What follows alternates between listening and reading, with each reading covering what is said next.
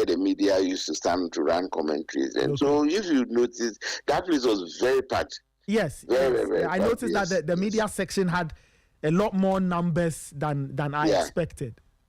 Yeah, that's what happened.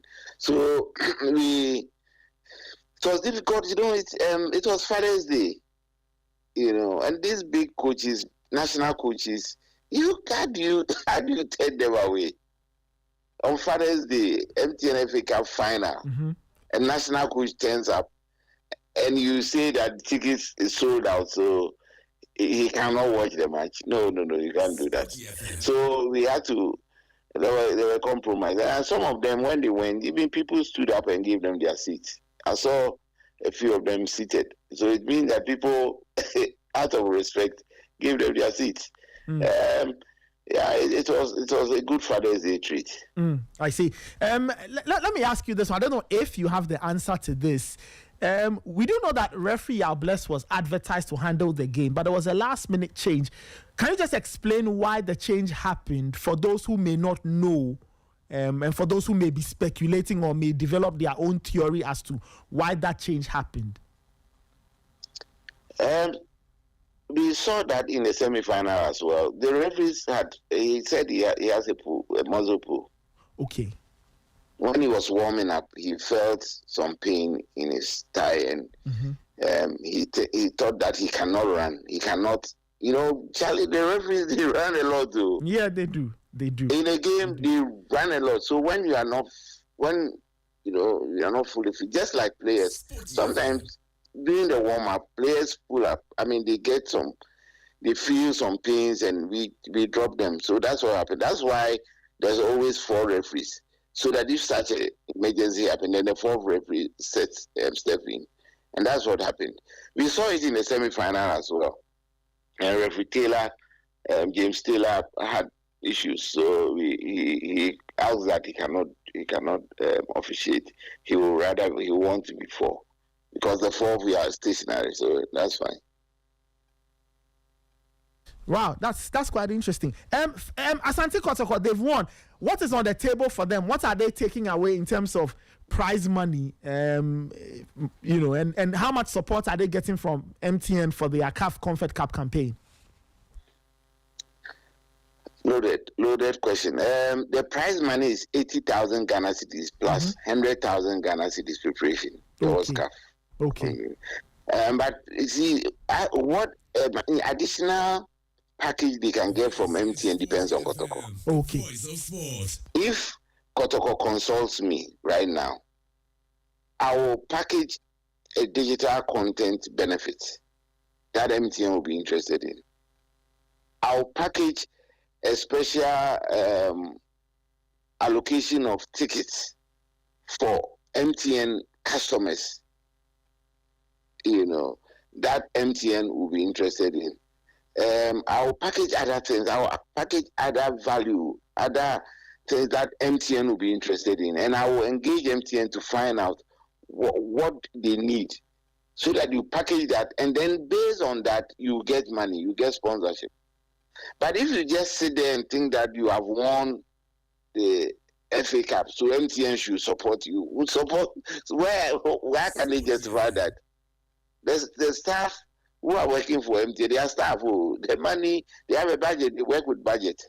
If they make a case, and they are able to see value, they are able to put value to it, yes, it's possible. I mean, it's possible. But some works have to be done. But usually, you see, we become so entitled, mentality, we become so entitled, we think that because I've won the FA Cup, I am entitled to. No, you are not entitled to anything. You need to offer package. You need to offer value. You need to exchange value, and that is what we all have to appreciate. I'm sure what happened yesterday, we saw so much value, isn't it? Yeah. So if you go to somebody and you are selling, they can see value. Yeah.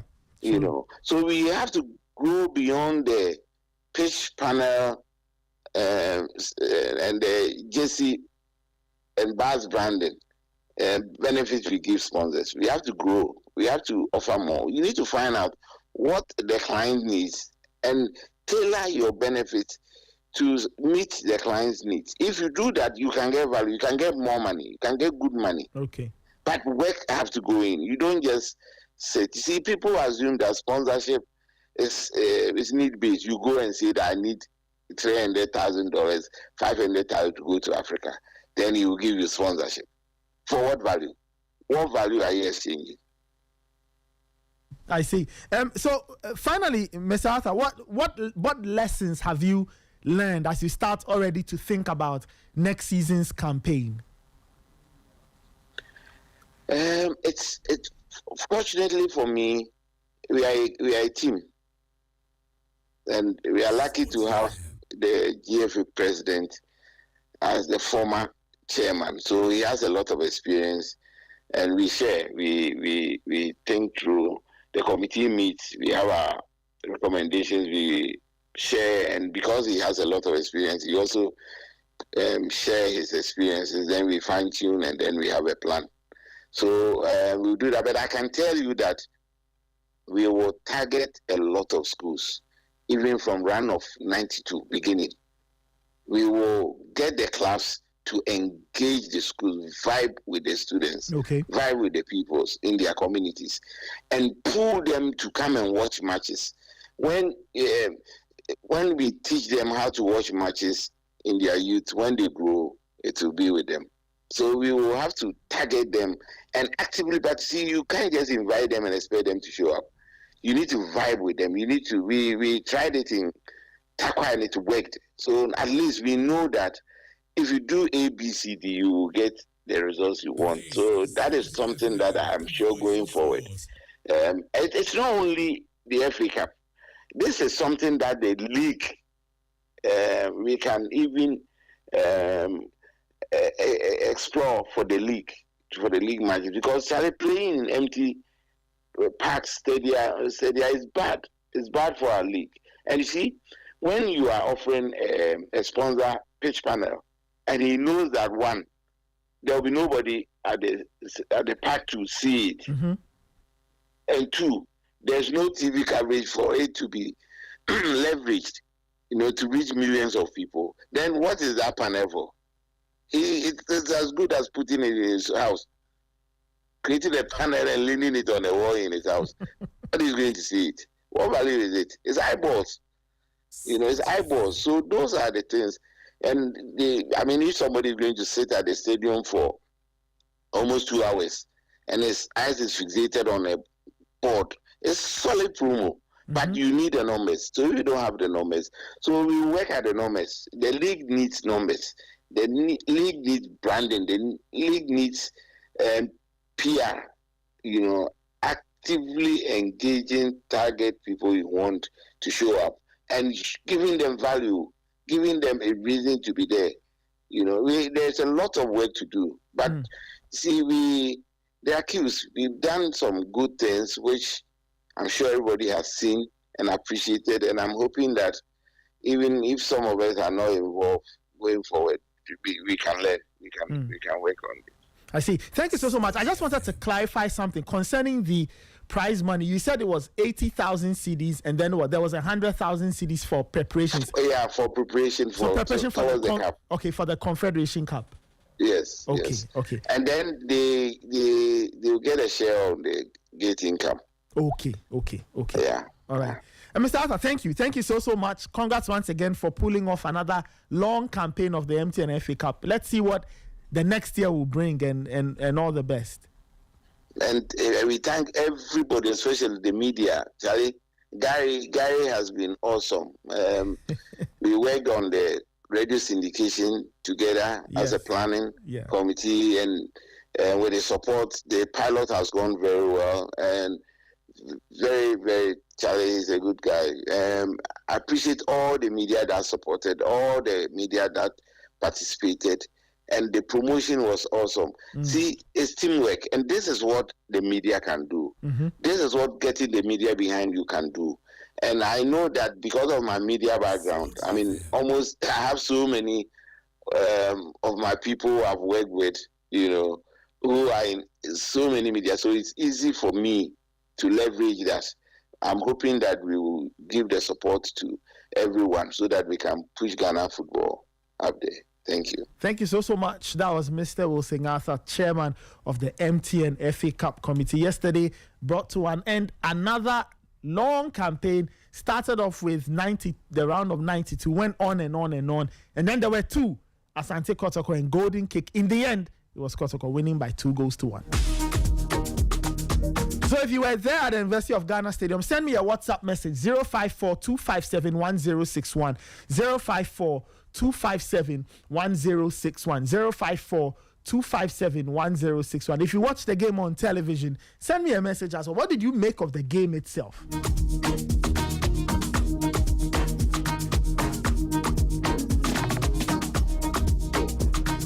Now, for those who are just waking up, maybe even sleeping on through the weekend, and you didn't know, Asante Kotoko, they be Golden Kick by 2-1 in yesterday's MTN FA Cup final. My colleague Michael Asaibodu, he was running key commentary on the centralized feed.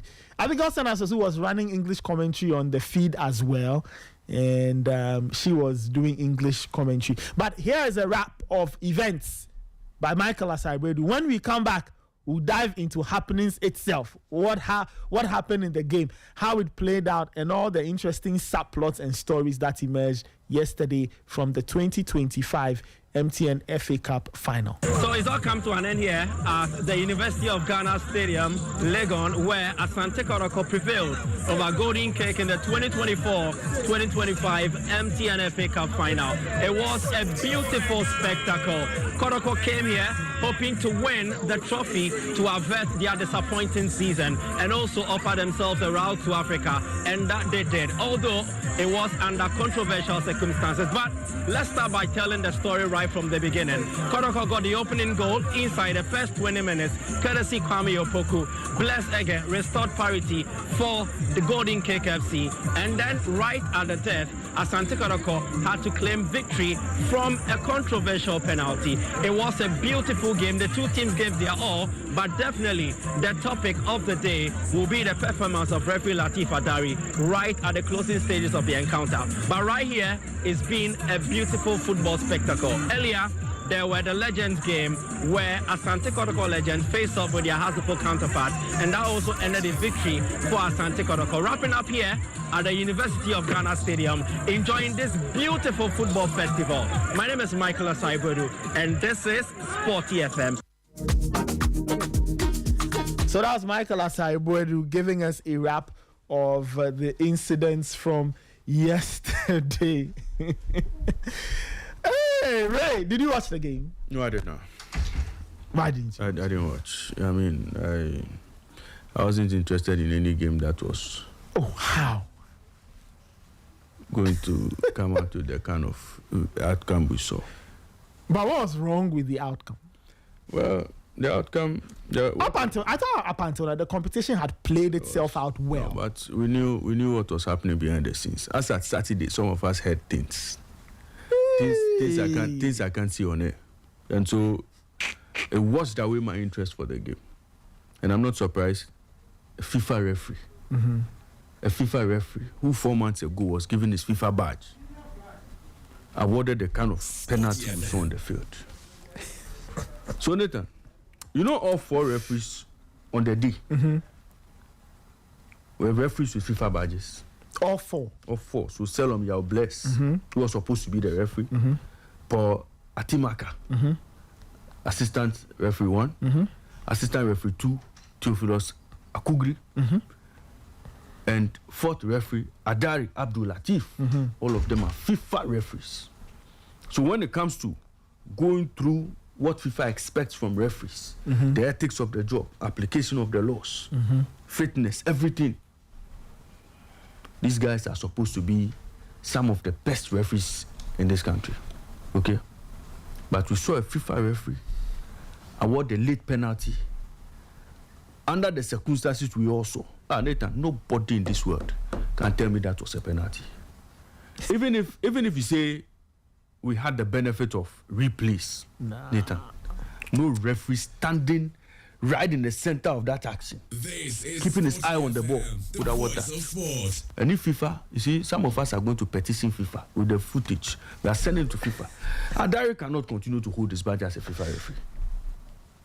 He cannot continue to hold the badge. In a cup final, last minute of the game, knowing very well that penalty decision was going to have implications on who lifts the trophy. And not being sure. You see, they tell you if you're not sure, don't take it. Because when it happened, and Abigail Senas is joining us, when it happened, the referee waved it on. Like, you know, the golden kick goalkeeper had thrown the ball back into play. Everything was happening. And there was no protest from Kotoko. There was no, you see, nobody expected it to be a penalty. Otherwise, we would have seen the Kotoko players raising their hands, even the player himself. Yes. All of this. So, Nathan, so if a FIFA referee at this level, in a Ghana game, is awarding such a dubious penalty, Wisinata is saying what? Isn't that the word dubious? No, Wisinata is saying what? It was a celebration. But he was talking about the entire. I personally, I thought it was up until the penalty. I thought it was. But that was the whole and whole of the competition.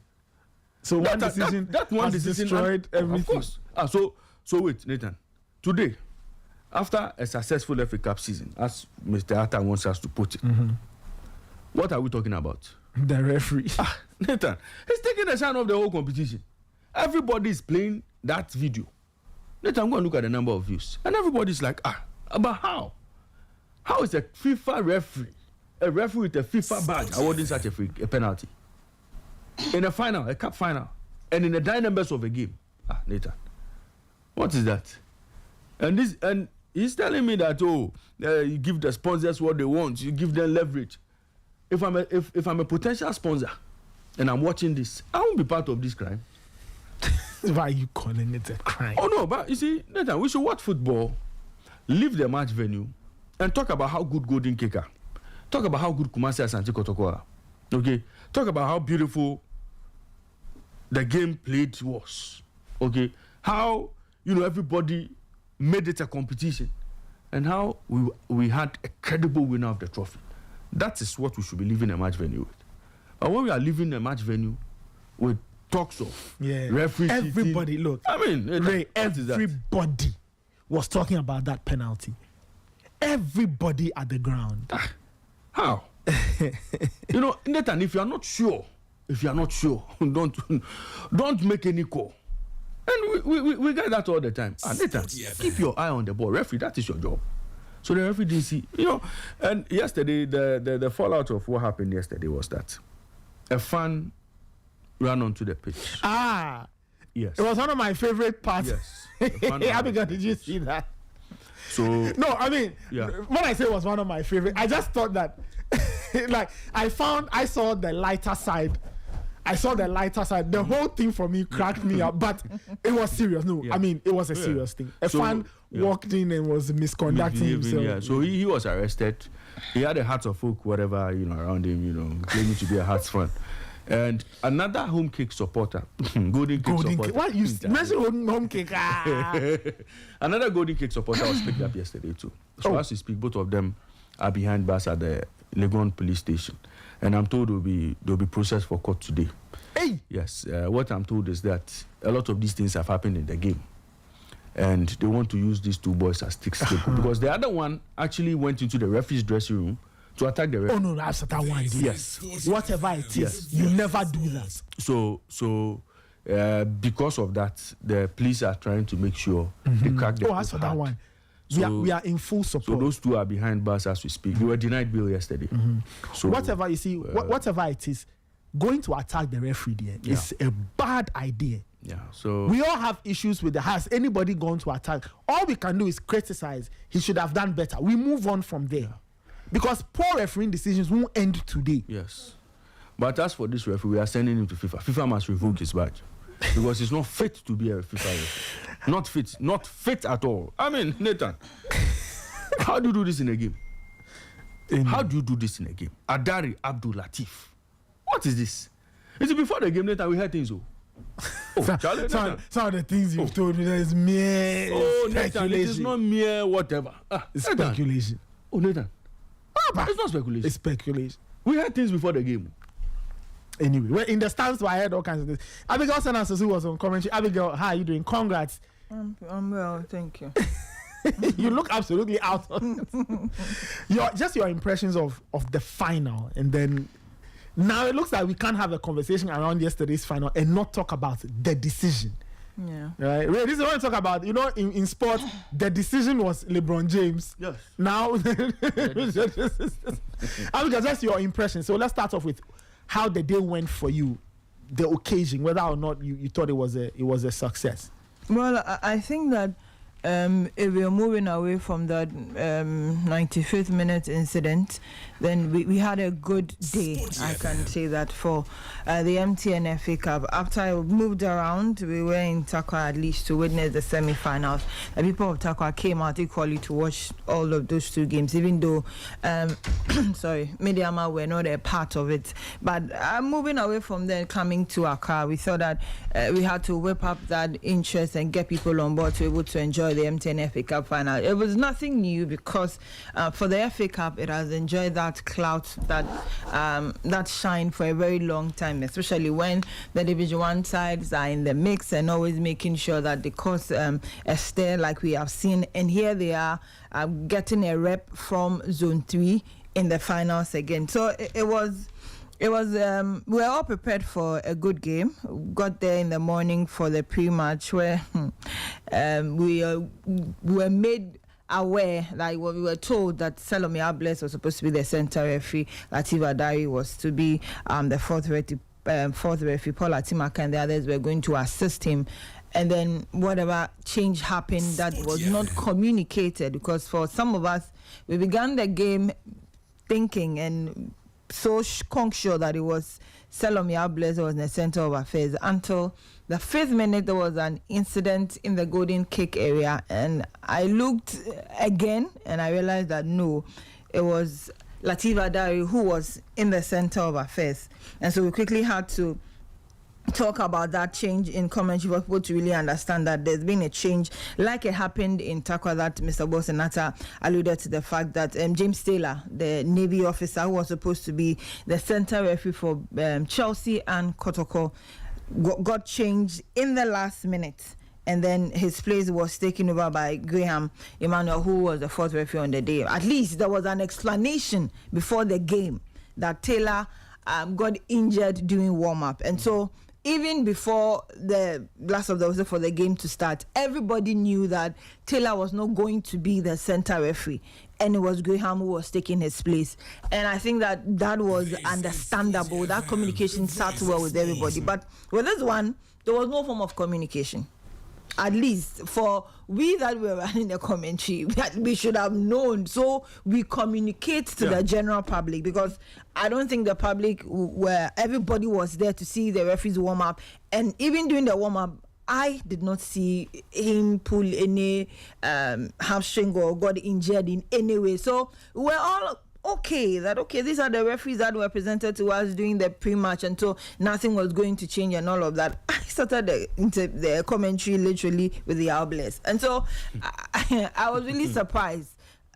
Like for that part, I asked questions. I was trying to even get any information as to what exactly happened to Albles, because he was standing on the touchline as the fourth referee and he didn't look injured or anything, because in Takwa you could see that Taylor was limping at a point in time, so clearly something had happened to him. So that was the only mix up there, that clarity that did not come as to why there was that change. But somebody was also saying that maybe now that is the trick they have up their sleeve, because once can be pardoned as a mistake, but if it happens again, then it is beginning to feel intentional, that now that is what they want to do. They will not really let us know the center referee, and then they will say he's the fourth, and then, but that is very bad, because at least for all journalists across the world and all those who had it on various platforms, we all have that evidence that it was the Albles. So I think that explanation should have come before the game. So I don't really know what happened. I cannot speak to why Albles was not the center referee. And for Latif Adari, well, but for that mistake, we thought he handled it well, because that is not the first time he's handled an FA Cup final. This is the third time, actually. When Kotoko beat Hearts 3-1 in Tamale, that glorious FA Cup that still lingers in the minds of people. He was a man in the center. There was no problem. When Hartlepool beat Bechem United, he was a man in the center of affairs. So he's not a novice when it comes to these big games. But for that mistake, I don't really know what happened, because from where we were all standing and watching on, Kwame Poku literally leaped over Kevin Taba, and he blocked the ball. So if he had missed the ball, then you can say that, okay, then he went for Kwame Poku and not the ball. But he got up with the ball, and Kwame Poku was lying somewhere else. He moved after some 15 seconds, came back and pointed to the spot. So for a moment, I had already moved the game on to when Sabah had taken the ball and just gone on with that goal kick and was ready for the game to continue, for him to just say we need to pick that penalty. It was a little confusing. Did they use VR in the final? Unfortunately, I'm thinking maybe unfortunately, we got communication from the VR officials. I would want to believe so, because the way he moved on and came back, but his body language also did not give that signal that he was speaking to someone. Because if indeed he could have rushed to the fourth referee for consultation, or even the linesman. But he came and stood his ground, stood where he was, and Matimaka was rather speaking to the golden kick players. So I was like, how? Who gave him that conviction? He heard it from who, and didn't move to the person for communication? You are the referee. You would want to see clarity before the game continues, and nobody can fault you. It is supposed to be your job. But away from that, I think that golden kick really surprised everybody. They came for the kill. They were really ready for it. They gave their all. They had some experienced legs in there. It was good to see Zakaria Momuni again, formerly of Wafa Diana Stars and all of that. It was good to see that they were ready to integrate the young ones with the experienced ones, and it has helped. Da Costa had a good game, and I think that their undoing clearly was David Amuzu, because after he picked up that red card in Takwa, I asked Fifi Parker Hansen that would he get a replacement, because that quality is not something you can replace in just 2-3 weeks. And he tried to comfort himself, but he admitted later that no, there was no way he could have replaced David Amuzu, because David Amuzu and Owusu Da Costa would have sparked some light. Kotoko's midfield would have nothing to do about. And I feel that it was a game of two halves. It started with some power from golden kick, and then later Kotoko gets in there with some moments of brilliance and all of that. But it's done. Golden kicks unfortunately didn't get it. But on the day, I feel that people really came out, and the oldies game sold this final as well, because people got in there early enough to be able to watch Hearts oldies and then the Kotoko oldies. And I tell you what, Danko and Samir Day, we should find some small training for them and they can still play.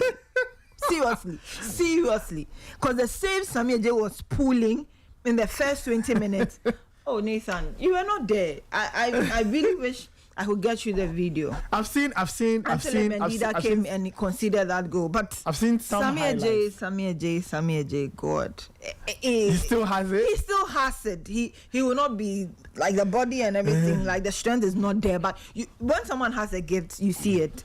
No, the little effort. You see it like out there for everybody. It was good to watch him. And Danko is in shape. I don't know why he stopped playing football, but it was good to see all of them. I saw again. a goal from Nieje. Dion Nieje, yeah. It was a classic. Yeah. It was, but for him, he's still actively coaching, so he's always training and all of that. So it was in there. Some of the old guys that came around, former Kotoko captain and his assistant Derek Donko and then Amos Pimpon were all there. Jacob Nete was also there. I had some good Charles Taylor turning the control of the ball. Oh God. You still see all of these things, and it's interesting, you know. It really sold out the game. I feel that people trooped in early because of that, especially the Hearts fans, because they really had nothing doing there. But there were the people that were coming in very early, you know. They were all supporting Golden Kick. That is the assumption. That is what a lot of people are saying. But then at the end, I think they came to scout players for Ouattara. Hey!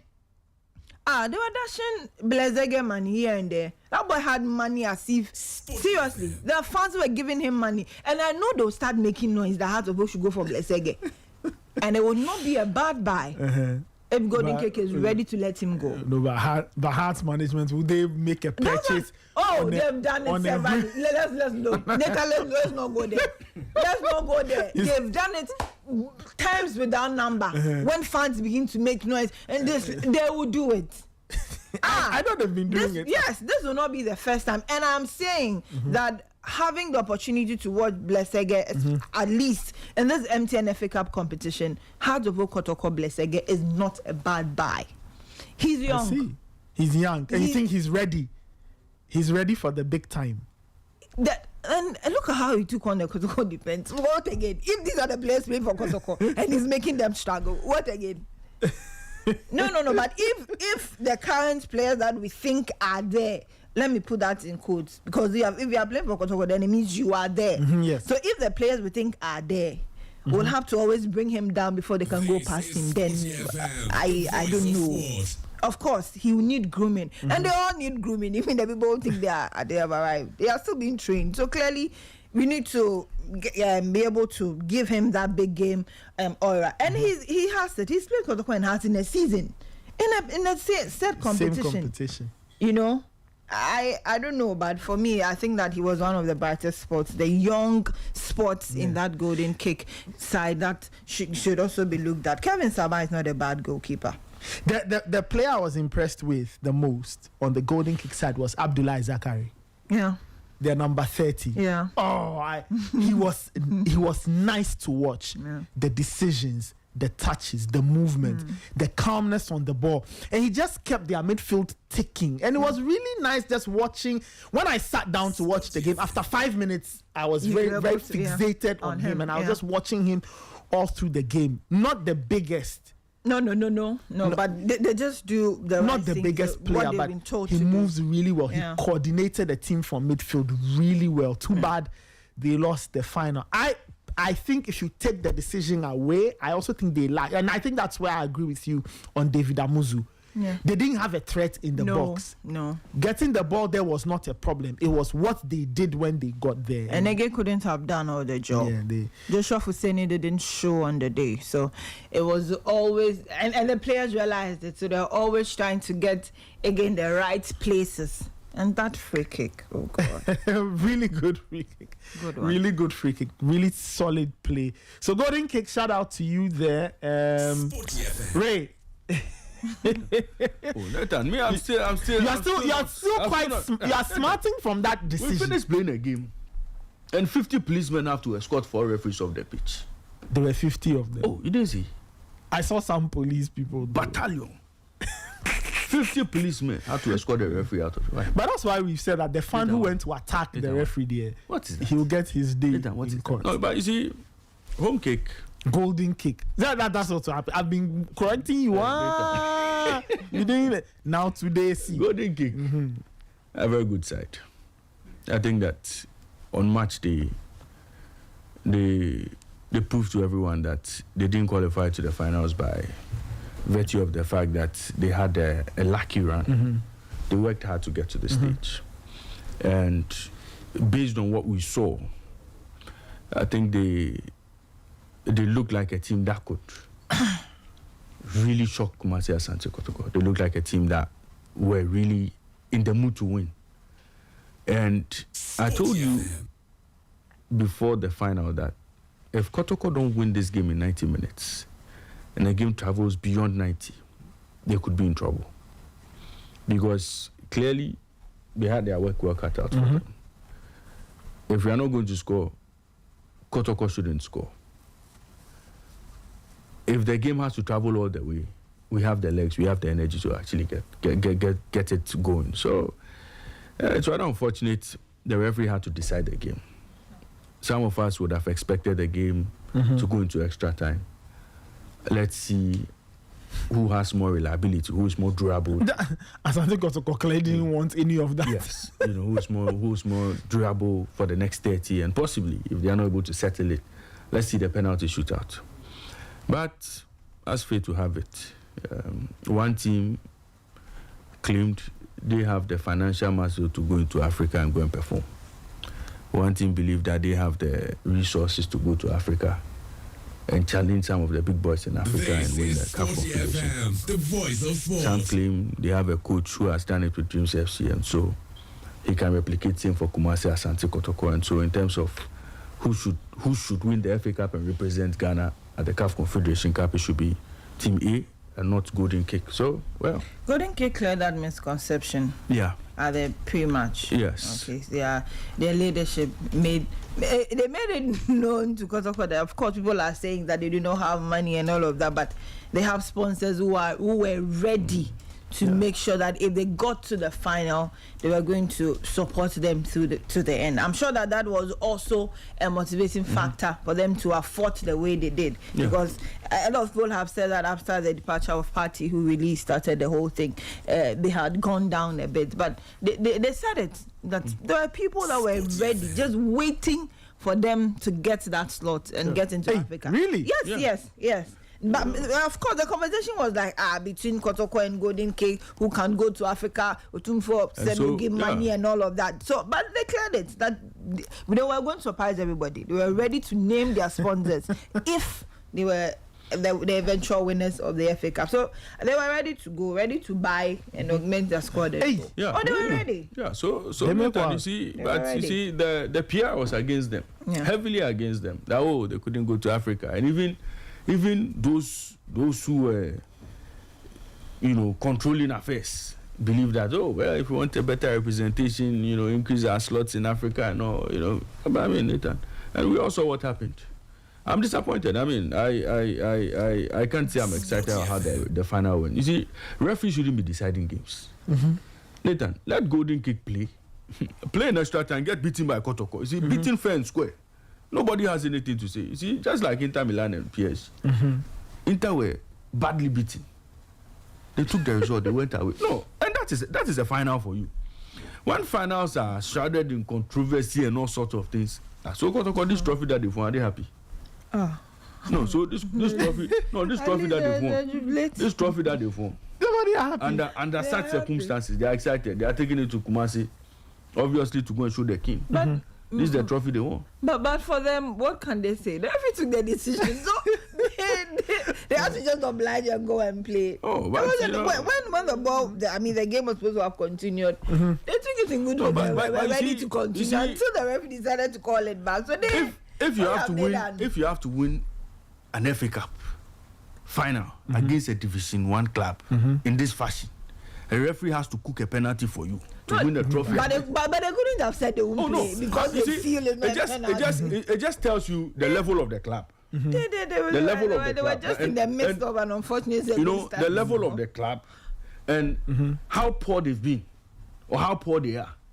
That a Division 1 club that could not even qualify to the Premier League for the next season managed to press their necks. And he had to take a referee's assist for them to score a goal. The referee passed the ball. But the referee caught the ball and gave it to them score. Assist.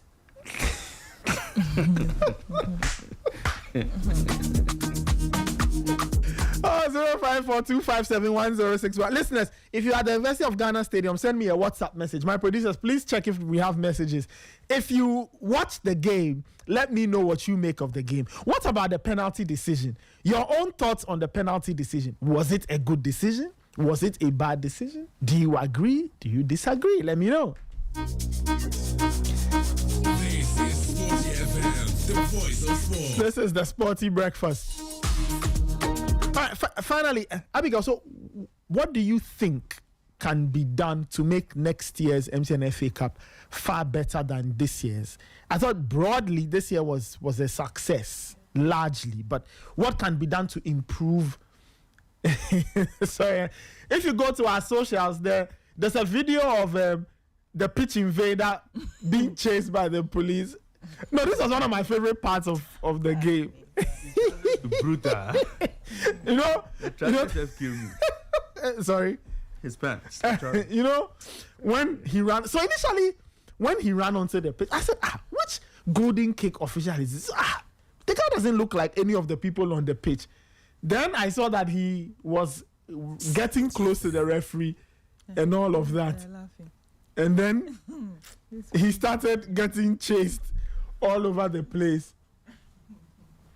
You know, he started getting chased all over the place. And he was, I think it's a hard one because he was carrying, I don't know whether it was a handkerchief or whatever with the Hearts colors. So it looks like allegedly he was a Hearts fan. As to why he did what he did, only God knows. As to where he even came from and how he managed to go past security. I think he's draped in some Hearts-looking cloth or flag or whatever. It is there. And he was going towards the referee. Right, he was going towards the referee, and this is where he started running. I'm sorry, I'm laughing, but I just can't help it because the whole scene is just hilarious, and it's, you know, I think it took some tension out of the air. He brake checked the police. Yeah, and then he took off again. Those are a bunch of break. I'm sure after some time we realized that, see, this is an exercise in futility. You realize the police couldn't catch police him. Body. Police couldn't chase the man and catch him. He gave up himself. Was look at the race.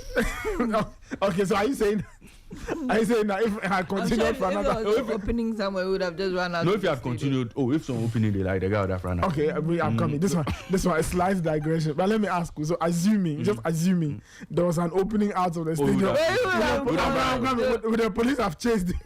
No, they will not do that. I mean, this is the policeman was running top speed. The boy too was running. Yeah. You bring it back. Let me show you something. But you know that the hesitation part so like you're playing basketball, you know, you do some hesitation. You shake the police small, you say let's move again. Shake and bake. No, so as we speak, he's behind bars. Next time you won't try it. He's behind bars. Yeah, you need to be catching more of them. You cannot be running all over the look how it's doing. No, but was he going to the referee? He was. Then he was going and then he changed. Yes, I'm sure he must have realized that way. This is, look at that. That's the hesitation part, the shake and bake.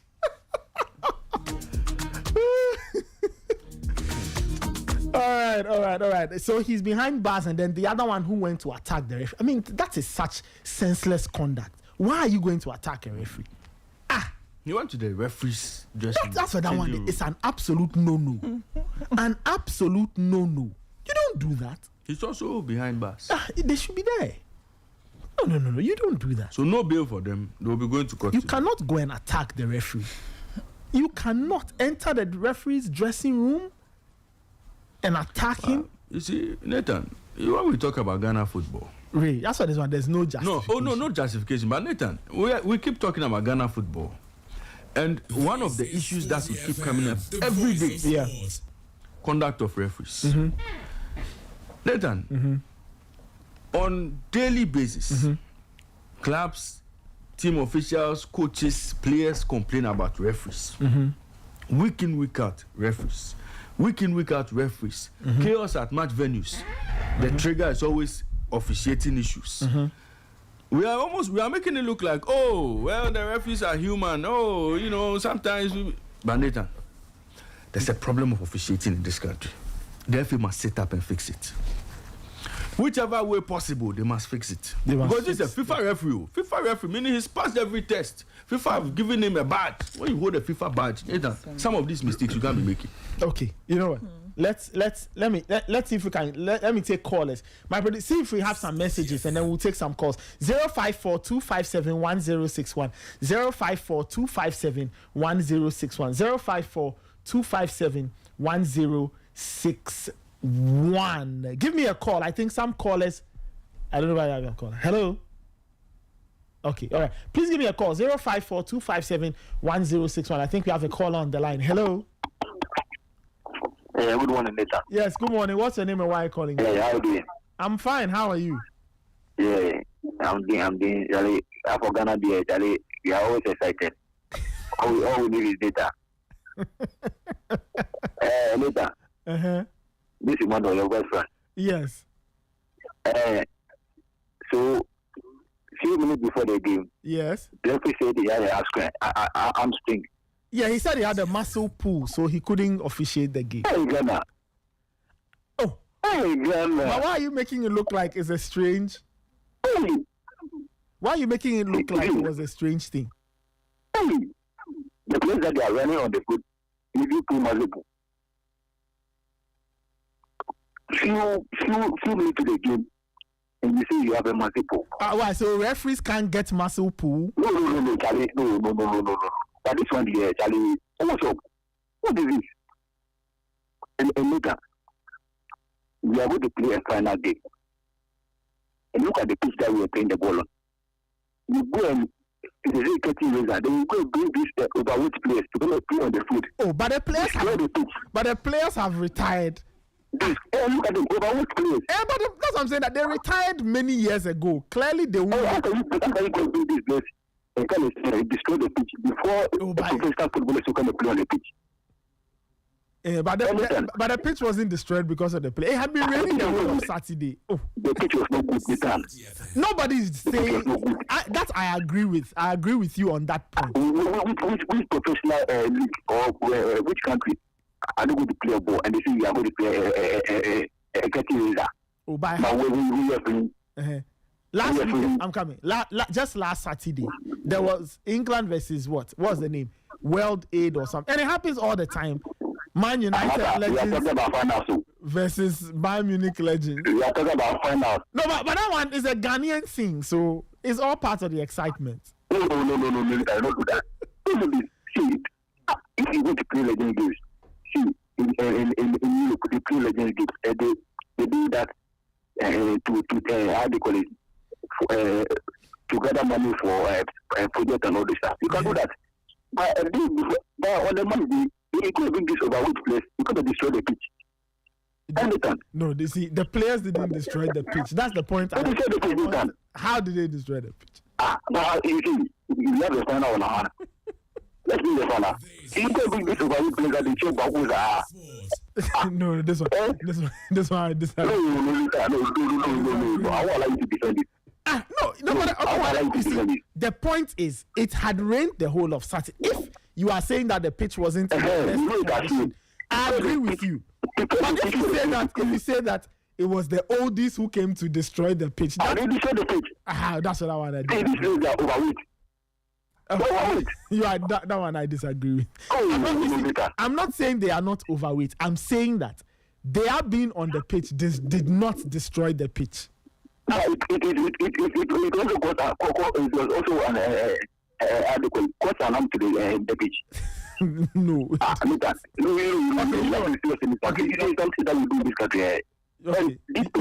you finish and let me take another caller. And look at something. You referee something it's not like you are in VAR. You wait 50 seconds later before you come to the spot. Mm-hmm. It's not like you consulted the VAR or what is this? What is this? There was no VAR for them to consult. So you see, the lesson made is not he was not taking the penalty. But I don't think if it's some patient or I don't know if it was some intimidation or I don't understand. 50 seconds later, then you see penalty. So if I go to every and I see any Ghana referee help me, will give us a dirty look. No, don't say. No, you see, you are just pulling the game. See, I'm already meeting on the right. See, that good team, they deserve to win the match. They deserve to win the match. See, you after all this, when you go to Africa, I see team you collect 4 goals. 15 minutes you collect 4 goals because you didn't go there on a good merit. You have to be serious in this country, and we should this one. We should decide if you are going to play a final game. Let's play the final game. Which is getting laser? What is getting laser? Tally. All right. Okay. All right. Yeah. The curtain razor has been something that has been part of, especially the Hey. Especially the FA Cup, because I think in Taka before those two semi-final games, There were some games like that as well. So, but the FA Cup, they have made it a That's part. another one is a Ghanaian thing. So No, don't for worry. them, it's a part It's of a it. part At of least what to get they the do. communities, like, because those two clubs that played in Taka, I'm told were some rival clubs, there's a rivalry team. They had some form of rivalry with those two teams, and they sought it as a way to clear things out. And it also helped the competition in a way because their followers also joined in just because they were going to play a game. And for them, whether I get it raised or not, they saw that it was a way for them to deepen that rivalry that they had. So I think that for the FA Cup committee, they feel it is something that has helped Of course, it mobilize does. people to their It fans. does So, help. like I said, I mentioned also, it got people coming to the stadium early It because does. the game was at 5 and people were already there around 11, 12. So you knew that You need they to placed give them some something. importance Okay. on the curtain raiser. Let me take this caller. Hello. Hello, good morning. Yes, good morning. What's your name and where are you calling from? I'm Clement from Tuchika. All right, go ahead. Okay, yesterday's game, I think it was very, very exciting. Both teams, they tried, like the tempo they went into the game, like everything was on point. And the Golden Cake guys, they are very, very good. So I don't know why even the top three of their league, they were not even into the top three. If I'm mistaken, I don't think they were in the top three, but they are very, very good. And until the penalty, the game was very, very, very fantastic. The rest, I don't know.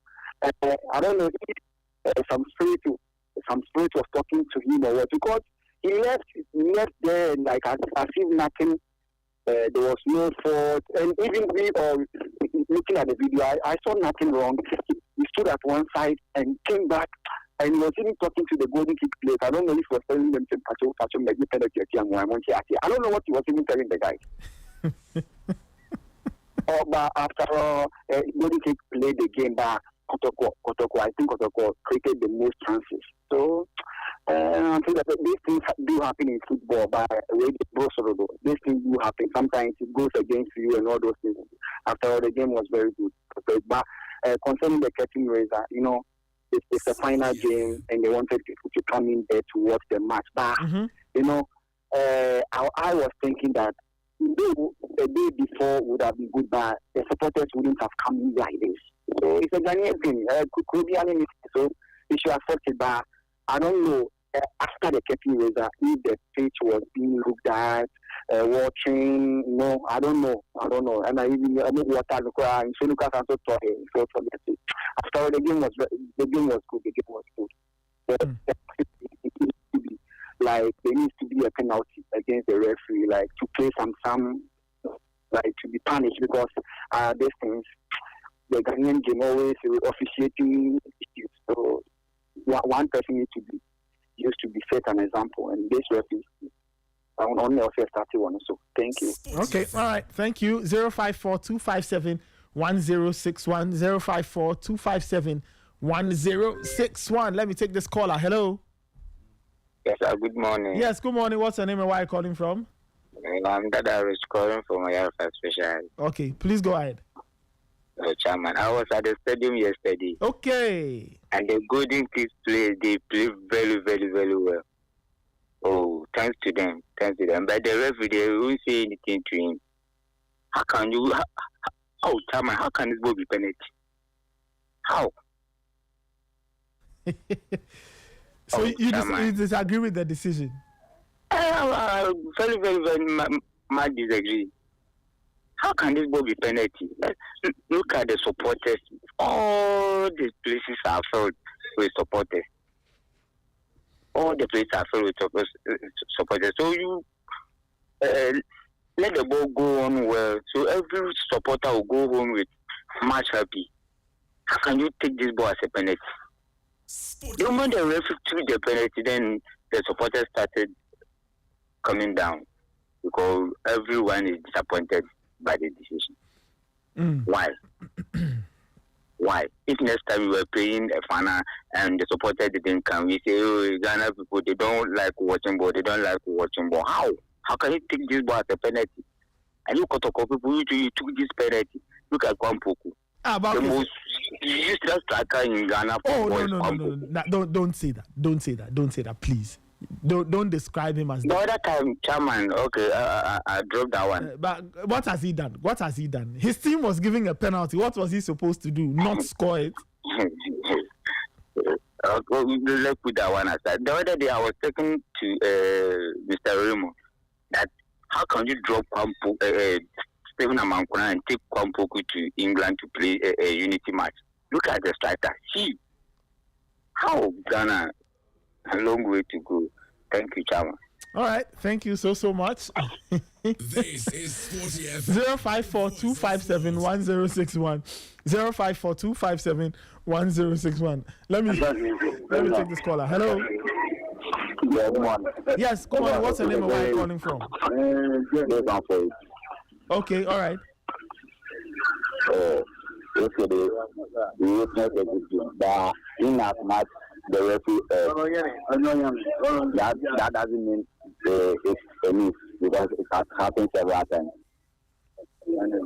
I'm a Kotoko fan. I understand the referee, but this is not the first time. Maybe to me, Raymond, I don't take Raymond with supporting Ghana football. So why? On the several occasions, all what we say about our football is not other. What? Hold on. What has he said? What at all has he said that you find strange? I never know. Oh, several things. Give me one example.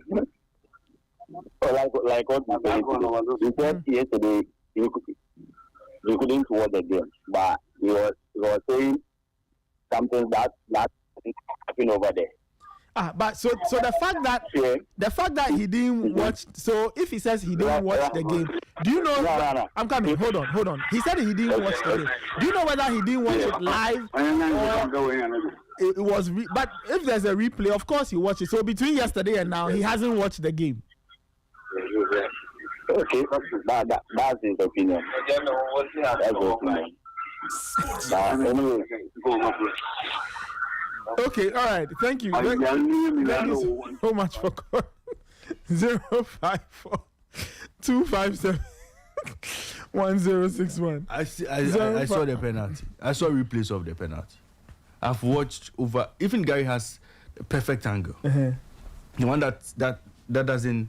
I think it's the side. Uh-huh. You see the side of the incident. Yeah. Perfect angle. As for there are so many videos. So Gary posted that yesterday. There are so many videos of the penalty incident. So that's for that one there. You should send me his number. I'll send him the penalty incident. The one I'm talking about. I'll send it to him. 054-257-1061. Let me take this caller. Hello. Hello, good morning. Yes, good morning. What's your name and where are you calling from, please? I'm Philip calling from Madina Estate. All right, please go ahead. Okay, so yesterday I was at the stadium to watch the match. All right. Actually, the curtain raiser was I think it was a spot on because it brought more fans to the stadium. Mm-hmm. And then to the match itself, sincerely speaking, I think the referee was kind of like biased because from where we were watching from, mm-hmm. there were some 50-50 balls. You could realize that the referee would take it for Kotoko, mm-hmm. leading up to the penalty. Mm-hmm. So when the incident happened, everyone was like, no, then it's something you've been planning down because some 50-50 balls, you realize that no, this is 50-50. Then you take it for Kotoko. But when it happens for Golden Kicks, you take. We say match continues until up to the penalty. And we were just in front of. Hello? Okay, all right. Looks like we lost that caller. 054-257-1061. 054-257-1061. Let me take this one. Hello? Hello, Nathan. Yes. Good morning. Good morning. What's your name and where are you calling from? My name is Kwame. I'm calling from Musu. Okay, please go ahead. 40 FM, the voice Nathan, of sport. look at the trajectory of the ball after the goalkeeper saved the ball. Mm-hmm. The ball went the opposite way. Where opposite means? Why opposite means going towards the Kotoko goal post, towards the center circle. Okay, so the ball was coming out of the penalty box. Out of the penalty box. Okay. Looking at that trajectory, what else does the referee want? Why else? Had it been that the ball went somewhere else? Because the goalkeeper saved the ball. That was why the ball was going outside the penalty box. Mm-hmm. So why would you award penalty for that? How on earth? This is so basic. Look at the referee itself. After the goalkeeper saved the ball, he was running towards the center circle. Yeah. Before he came back to award the penalty. What on earth? We just missed another mainline disaster. Just imagine, I didn't think that this game was a half protocol match. Just imagine if this was a half protocol match. Why would the referees, why do we keep doing these things to ourselves? Because for me, when I was leaving the house to come and watch this match, I'm not a fan of Ghana football. This is the first time I'm coming out. I went to the stadium to watch the match. And it was so bad. It was so bad until the number 10 of Kotoko came into the game. Golden Kicks was dominating every pitch, the whole play, and you realize that Kotoko was just prepared for set pieces. Aside that, they were all over the place. Look at the warm up. Look at the warm up. I came in quite early. When the Golden Kicks guys came onto the pitch, these guys started warming up. Kotoko, they were just joking on the pitch until like 10 minutes before they started warming up. So these guys were really prepared for this game. And further, for me, this is the last time I'm even going to watch Ghana Premier League or any match related to Ghana. I'll go and watch Medina State boys play 5-a-side. It will be better off. Thank you, Nathan. All right, thank you so much for the call. 054 257 1061 054 257 1061 054 257 1061. Lots of people are very displeased with the penalty decision. Let me take this caller. Hello. Hello, Nathan. Yes, good morning. What's your name and where are you calling from? Good morning. I'm Kojo calling from Abimikuno. All right, please go ahead, Kojo. Nathan, what I'm saying is that you see, everyone is using his biases. Everyone is using his biases to judge the match. Who touches the ball first? Remember, the rule is who touched the ball first. I remember the Liverpool, that was last season. Liverpool and Arsenal. We just used the same thing. He touches the ball and went down. You're what? What did he have anything to do? He actually spotted the penalty. The rule is who touches the ball. Who touched the ball before the goalkeeper reached there. Okay, let me ask you. I'm watching the clip now. Okay, the clip is on the social. Now, Kwame Poku gets to the ball. Kwame Poku touches the ball. But when I watch the sequence of play, I'm not convinced the goalkeeper takes him out. I'm very convinced the goalkeeper also gets to the ball because Kwame Poku touches. Relax. Kwame Poku touches it. Yes. Nathan, what I'm saying is that the rule is who touches the ball first. So it was Kwame Poku. If I touch the ball is beyond the goalkeeper's reach and he takes me out, that is a penalty. You understand? So I touch the ball away from the goalkeeper. I'm trying to get to the ball. He takes me out. That's a very clear penalty. We've seen that a lot of times. In this occasion, when I watch the video clip, it doesn't look like Kwame Poku has any advantage of a sort. Nathan, again, that is how I see the clip. So what you guys are doing, you are too being an associate. And we are doing what? Saying that you are too being an associate fan. What I'm saying is hold on. Wait.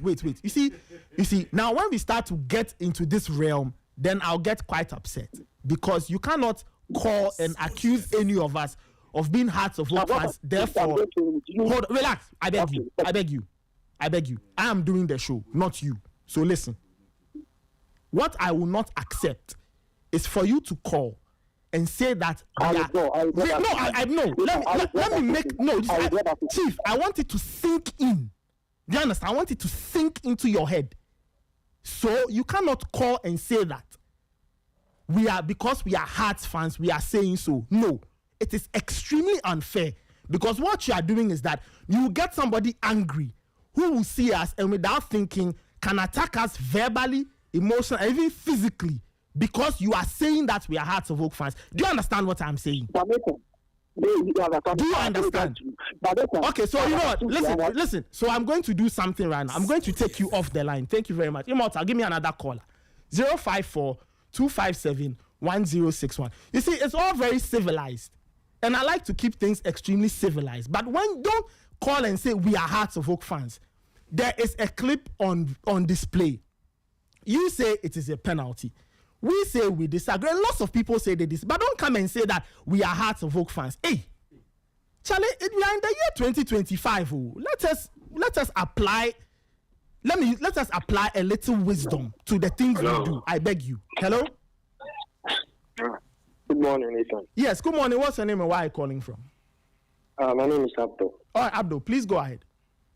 Okay. I want to say a very kudos to you and the team for doing a good job. Now, yesterday match, Charlie. I was even watching the Club World Cup, the Bayern game. So I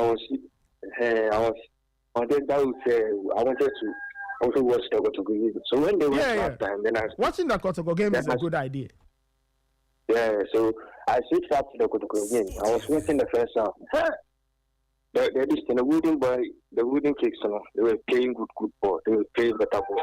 So even when the Bayern game second half started, I still wanted to watch the Kotoko game because that game there, it was already decided. And then the second half, everything was going perfectly. The keeper, the Kotoko guy, what's the name? Kwame Fuku. Yeah. He kicked the ball towards the keeper. And the keeper's hand also pushed the ball. So when the ball went out of the golden kicks penalty area, the referee stood in a while before awarding the penalty. It was such a shame. It was such a shame.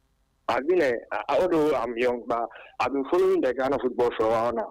And the love that one develops, it's becoming to fade away. It's very, very terrible. It's very, very terrible. So thank you very much. All right. Thank you so much for your call. 054-257-1061. 054-257-1061. Look, listeners, the video clip is on our Facebook. It's on loop. We've been looping it in the last 5 minutes. So you also go and watch for yourself and make a decision. I look at the video, I see something completely different. I remember even when the game was happening and that decision was made, I said, oh, good call, referee, and everything was proceeding. And then he pulled it back and gave a pen. So when I watch the clip, that's what I see. If you disagree, and I'm happy to hear a nice explanation to convince me otherwise, what I will not tolerate, and I don't think anybody should tolerate this, if you are hosting a sports morning show, is to let anybody accuse you of being a Hearts fan because you are saying it's not a penalty. And I'm very particular about it because, see, I always say, there's one I say, people laugh. It's not everybody who, after 90 minutes, can let it go. There are some people who are very emotionally invested in these kinds of things.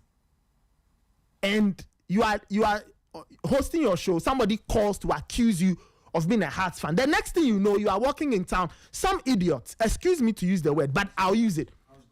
Some idiot attacks you physically because he heard on radio that you are a Hearts of Oak fan because you are debating the penalty awarded to Asante Kotoko. As for that one day, I will not accept it at all. And I don't care if people say you are not being nice to your listeners or you don't do that. No, because in this country, I've come to understand that in the last 4 to 5 years, some people have stopped thinking rationally. And some people act without common sense when it comes to things. My former boss will tell you there are 3 subjects on this earth that people never think and act on with common sense: sports, politics, and religion. When it comes to these 3, for a lot of people, the common sense goes out of the window and it's all emotion. So I will not allow anybody to call the show and accuse Ray and me or somebody else of being Hearts of Oak fans because of our opinion. No, that I will not accept at all. I will not accept that at all. No way. In the year 2025, if you want to try anything, we'll match you. Aura for aura, energy for energy. Ashwe. 054-257-1061. Let me take more callers. Hello? Madam. Yes, sir. Hear me. What are you saying? How can you call a radio station and say that the route is a for plan? It's all right. You too. This guy telling you for go catch him. They come show you your house card. It's okay. They come show you your house card. It's okay. Everybody see the thing. Majority are saying this is not even. You see, I don't mind. I don't mind if you say it is not. I don't mind at all. The referee who is handling the game. It's emotions that is making to talk like that. Okay, it's fine. If you don't play better football and you don't win the match at the merit, it's how you do. You know that the match they deserve to win the match. How do you mean they didn't deserve to win the game? Do you know Kotoko created the better chances on the day?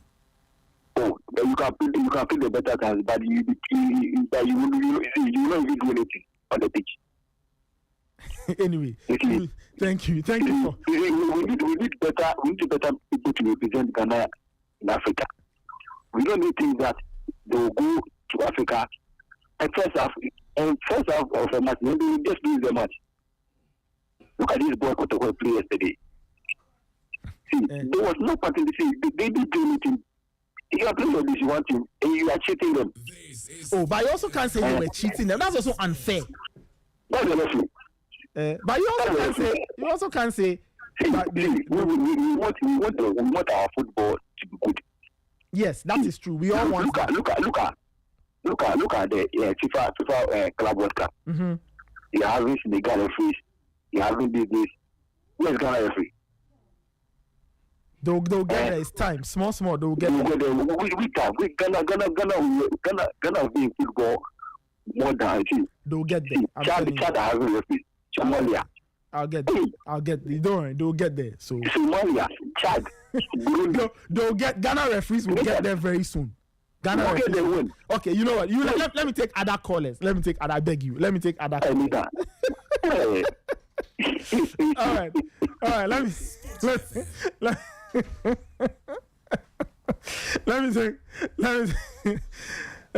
me take a few more. Calvin also has joined us. Kelvin, you're back. Yeah, I'm here. Tell about Kelvin.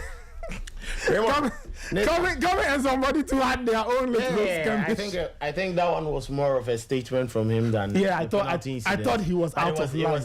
It was in relation. He was totally out of line with the incident. But I just want to ask a question. Let's go back to the incident. I don't know if you can help us with the incident. Yes. The video. Yes, the video is on screen now. Yes, I'm sure it's looping. We'll talk about it. Yes. Now, if you look at what happened on any day of the pitch, the goalkeeper made the save.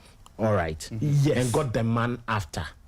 But look at I'm making a statement. No, okay. Let me land. No, okay. You land. Because I'm also watching. I'm watching the clip as you exactly. Speak. Now look at Great Man. On anywhere on the pitch, would that be given as a foul? No. Great Man is look at Great Man. So the action from Great Man. I'm coming. Great Man is number 23. The captain who made who made the error. He's involved in the sequence. Exactly. Okay. Do you look at Great Man? Yes, I anywhere on the pitch, if you're a referee and you're officiating a match, okay. Let's say in the center circle, and then Great Man's player, colleague wins the ball, but Great Man bumps into Kwampuku like that. Would you give a foul? Yeah, that looks like a foul to me. No. Oh, Raymond, you don't say this. Ray, to be fair. Ray, to be fair. That is never a collision. If you break the two incidents, if you separate them, exactly. I think on anywhere, that was a very difficult call for him to make, because it was in split second.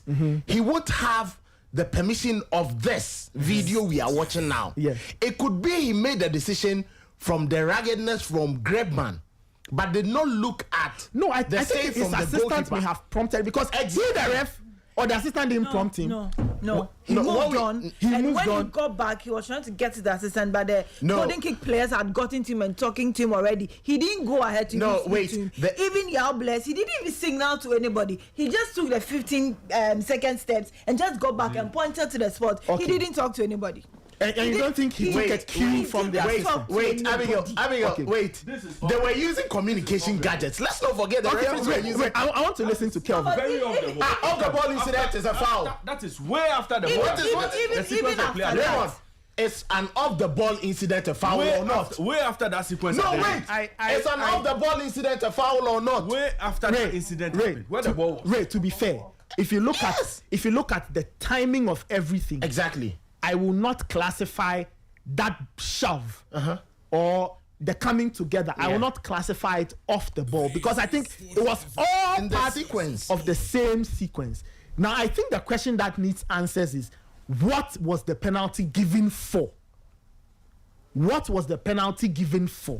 Was it the goalkeeper's save, which I think when I watched the video, it's quite clean and fair, or it was the number 20 or Gripman's action?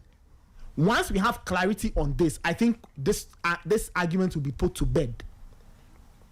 Right? And I think Kelvin has introduced a very, very good angle. No, Nathan, you see, Gripman was running towards his goalkeeper. Yes. No, was also running towards his goalkeeper. Wait. Don't do that. Don't do that. Gripman missed. He miscued the ball, and he tried to redeem himself. To be fair, To be fair, the more I watch the incident, the more I watch the incident. Yes. If we are only looking at the Gripman, not the goalkeeper, because I think the goalkeeper, he got it clean. Exactly, that was a clean tackle. The more I look at Gripman, so here you see Gripman. Let's take it from here. Later. No, Gripman made an error. Let's go back to the start of the whole sequence. Ray, I think Gripman could have taken a better decision. So he made an error and was trying to redeem himself. You see? So if it is on that, exactly. Well, he was already going down. No. You want to go and do Kwame was already going down. Please, technical team, come on, Mike. He wants to do touch screen. You see, Kwame was already going down. Okay, that's why I'm saying that. Gripman was also going down. Raymond, I'm asking a critical question. Gripman wasn't They going both down. went down. I guess the referee, what's his name? Referee Adari. Referee Adari. Yes. It's only referee Adari who can tell us the action on which the basis on which he took an action. Yeah, all the referees. Because there are two parts here, Ray, and all the two things are happening almost concurrently. Okay, good. Goalkeeper comes out, and we all agree that was a fantastic save. He does stop the ball. Kwame Poku loses control. He comes in, gets his left hand to the ball. He uses his body, and it's all good. But there's the Gripman part we cannot lose sight of. The Gripman part, you call it coming together. Nah, I won't. And again, the Gripman part, you ask the question that, was Kwame Poku holding the ball before Gripman bumped into him? Ray, that's coming. What's the sequence? Ray, the reason why I would what's the sequence? As the play breaks down, good. Look at Gripman's left hand. His arm now starts to go. He realizes he makes a mistake, and then he goes after the player. They were running. It was so what? Kwame Poku was already going down. Kwame Poku was already going down. Gripman also came in. They all went down. Ray, I see. But where was the ball? The goalkeeper had stopped the ball. I see. He didn't deny Kwame Poku a goal scoring opportunity. That's what I'm saying. That Kwame Poku didn't have the ball at that time. All of them were mid-air. It was a collision. Personally, mid-air collision. Where was the ball when Nicholas Jackson showed his elbow? Had he won it? Mid-air. Mid-air. Had he won it? Mid-air. Huh? Mid-air. Had he won it? You see, they call it coming together. This wasn't. That was a coming together. Coming together of who and who? Oh, there are two players. Don't do that. Don't do that. But the gentleman decided to barge into someone from behind. So you see, I am giving Latif Adari, a benefit of the doubt. And the referees were all using communication gadgets. I remember there was one incident, the official who was close to us at the media stand on the right hand, who was operating from the left to our right hand side. That is the other half, the first assistant. There were times he would just speak to the referee, and the communication gadgets were really much in use. Now, the incident when it happened, Latif wasn't sure. So I was asking, because just like you see from the Kotoko players, they were thinking, it was even. Yeah. Game. Nobody reacted. The goalkeeper has made the save, and then in a split of, do I say 5-6 seconds, he just changes his mind. Nathan. And you ask yourself, what prompted it? Was it a communication? Just then, just when he decided to whistle and point, I saw the assistant referee running into position. So it was more like a communication. I don't know where it came So that's from. what I'm saying. So we need clarity. The referees are the very best people who can tell us why and what made them make the decision. But me, from what I have seen, the goalkeeper made a clean save, but there was a mistake from Gripman. There's the Gripman part. Exactly. That Gripman part, he has been able to see because of replays. And you heard me right. The referee, no, wait. And you heard me right. I said I'm giving him a benefit of the referee doubt. on the Yes, field he's would made have that seen point. that as a coming together. Okay. The real incident was there. Okay. So now, what do you think that the referee on the field may have also seen that as a batch into Kwame Poku that made him fall? So the referee now, he has to make a decision. I don't know whether we can speak to a former referee, current referee. I said replays will make it easy for him to come and say this is what he did. Anyway, Abigail, your thoughts? Well, Kevin clearly has brought another angle, but for me, what I was really confused about was the fact that after he moved, whatever was communicated to him, I didn't see any form of consultation or anything. Because in other jurisdictions, when referees are prompted on such incidents, they take their time. There's that, we all see that they talk to each other, and that understanding is explained to them that we don't have VAR. So if we had gone to maybe the fourth referee or the line one, Atimaka was down there, and maybe there was that communication, then we know that someone told him something. I don't think everybody knew there was something in his ear. Nobody knows. We didn't see any form of communication. He just went ahead, controlled the game, came back, and his attention was drawn onto it. But make us also see that, okay, this is what is happening, and all explain some things. But he did not do anything. He didn't even look at his lines again, and he stood and waited for his lines to talk to the golden kick players before he came to. I don't get it. If you see the decision, it wasn't as many seconds as we are thinking. If you look at how the goalkeeper bumped the ball, it was just in the space of a few seconds. And if you look at after Adari took the incident and the assistant referee ran into position for the penalty, he went there straight directly to go speak to him. No, unless you didn't see it. Now let me clarify something. Okay. When Kelvin asked if that had happened anywhere on the pitch, the referee would have whistled for an infringement, right? That would have happened on the pitch with one player having the advantage of holding the ball. Okay. So if that incident happens with Kwame Opoku holding the ball, regular play anywhere on the pitch, the referee whistle for a foul. When that thing happened, Kwame Opoku was not having the ball. He was not holding the ball. He was not in a position of advantage and was kicked off the ball or was shoved off the ball. The goalkeeper had clearly dealt with the danger and had pushed the ball out of danger. So both players, that collision that took both of them down, was a coming together.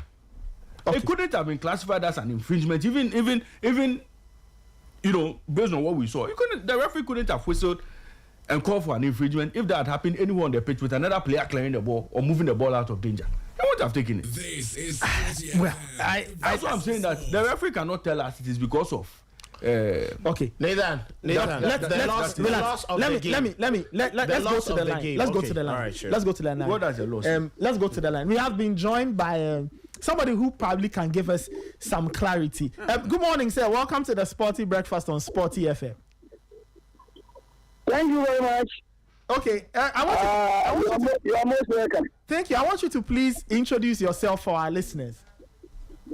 Oh, just to be brief, I am a retired referee who retired in 2007.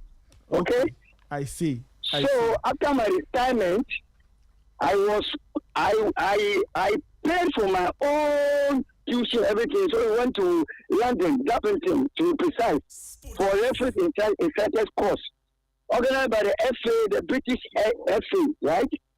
And so when I came back, then in 2008, then FIFA recognized the contribution of some of us. So my third thing was we went to Rwanda to have the football trash started course. That time, Oseti Tuajiman, Futuro as we call him, he was the chairman of the referees committee. So I went with him, and then Justice Yeboah, and then Party Kennedy Party. All right. So this was the team of that came from Ghana. So we attended our course. So when we came back, so I started my instructorship as a Futuro instructor. Then when we came back, then it happened that another course was at Egypt. Okay. So that one I went with what do you call it? Charles Douna, yes, Charles Douna, and then yes, the two of them went for that course. And then the late Ayita Mensah, who was the secretary at the time. So then we were being upgraded or updated with the laws of the game. Then we came back. The last one which I had to attend was in Tanzania, which I went with what do you call him? This man who work at the audit, okay, I read everybody. So and then the lady from who the FIFA referee, yeah, and then so we attended that course. So we came back. So in 2011, I was appointed to be a member of the referees committee of Ghana under the chairmanship. Kosi Ntechi was there, and then the late Anagba Jordan. Okay, so through hard work, so I joined the referees committee. So we did a work until 2016-17 when I. So that is the background. So I'm currently a referee assessor and then an instructor, a match commissioner. I see. Yes, come. I see. Wonderful. Ladies and gentlemen, that's referee Diwa Asari, former member of the referees committee. Okay, great. Retired referee Asari, I'm curious. We are having a conversation on the major decision from yesterday's MTN FA Cup final, the penalty awarded to Kotoko that made the game 2-1. Have you seen the sequence of play that led to the decision? Okay, as a referee, and not even much of any such caliber. Football is a contact game, right? So you cannot play without having contact with your colleague. But how that contact is made is the main issue. Okay. Now you see, I didn't get the opportunity to watch the whole match. I only saw the penalty award, and I shouted within me, why? That was mine. Anyway, that is my personal opinion. That is what I exclaimed. So my wife even ran from the room to come in. What is happening to me? And I said, no. Okay, it should give me a chance. Then there was a replay, and I watched. Now, you see, when players are moving, you, the referee, you must not follow them directly. Okay. When you follow them directly, there's no hole in between them for which you can see what is happening at the other side. So you run to the side, where if they are running to the right, you come to the left, so you can get a clear view of whatever happens. Because penalty is a capital punishment. Okay. So when you are dealing with it, you must make sure that there's no doubt. Okay, let's continue. So when the two players came, then the goalkeeper came. Yes. You see, we call something that who initiated even the contact. Okay. You understand? That is how we take the thing before we punish you. So you realize that the goalkeeper came out with the intention of grabbing the ball or saving the ball. Okay. Then when he missed it, he was going out now to grab it. Then look at the player. And in my opinion, the player was the one who initiated even that foul. You understand? So, to me, with my small knowledge, even though I am no more in the system or whatever, I am always reading the laws of the game. Okay. 17 laws, right? And you must, so that because of any such thing, I am in my village here, and now I'm at New Matai, near Abekuma, near the hot oven. Okay? That's why I'm hiding and I'm doing. So if you come and you ask me, because they don't look to me, they come and sit from people in my area. So anytime they're playing with these foreign balls, they want me to sit by them at the studio, like the beer bar or whatever, and then we watch together. And then, so with my children, they can tell you that this one is a foul because people taught us. If you come to SOS, they tell you. I take them through the rules of the game. So anytime you ask any of the SOS parents, they will tell you that when they are watching the game, the children officiate for them. Okay, so anyway, I am saying that. Okay, yeah. I am saying that, right? To me, that incident cannot warrant a penalty. That means that's my opinion. Okay, I just want to ask you something. So I'm watching the clip, and there are two things. So you have the Kotoko player coming into the box, and the goalkeeper comes out. You can see the goalkeeper's left hand getting to the ball and all of that. There's a second part of that incident. So the golden kick player, the player is called Gripman. You can see him jumping into the back of the Asante Kotoko player. What about that part of the incident too? Do you think the referee may have made his decision based on that other part of the sequence, or he made his decision based on the coming together of the goalkeeper and the Kotoko player? You see, that is where I have my problem. So if you see what do you describe, and the golden kick player trying to, that is the time you must award a penalty. If you want to, or you are breaking for an advantage. And there's nothing like advantage there. But because there's no colleague of the other player that the ball may go to. So immediately, then whistle. You don't wait until the second incident. That's what I'm asking. Which one is it penalizing? Okay. Is it that what you are talking about, like I described? I say that it is a contact game. So you can and then you must be careful to see the one who is initiating or making the move. Okay. Is he playing carelessly? Is he playing recklessly or whatever? Or use of excessive force? You must put all this into play before you get a conclusion. You see, someone you are blessed will tell you it's from Peking here. Okay? I know him very much. My father came to him when the funeral came, they were all there. He was at Winneba at the time. When I was on the it was Adari.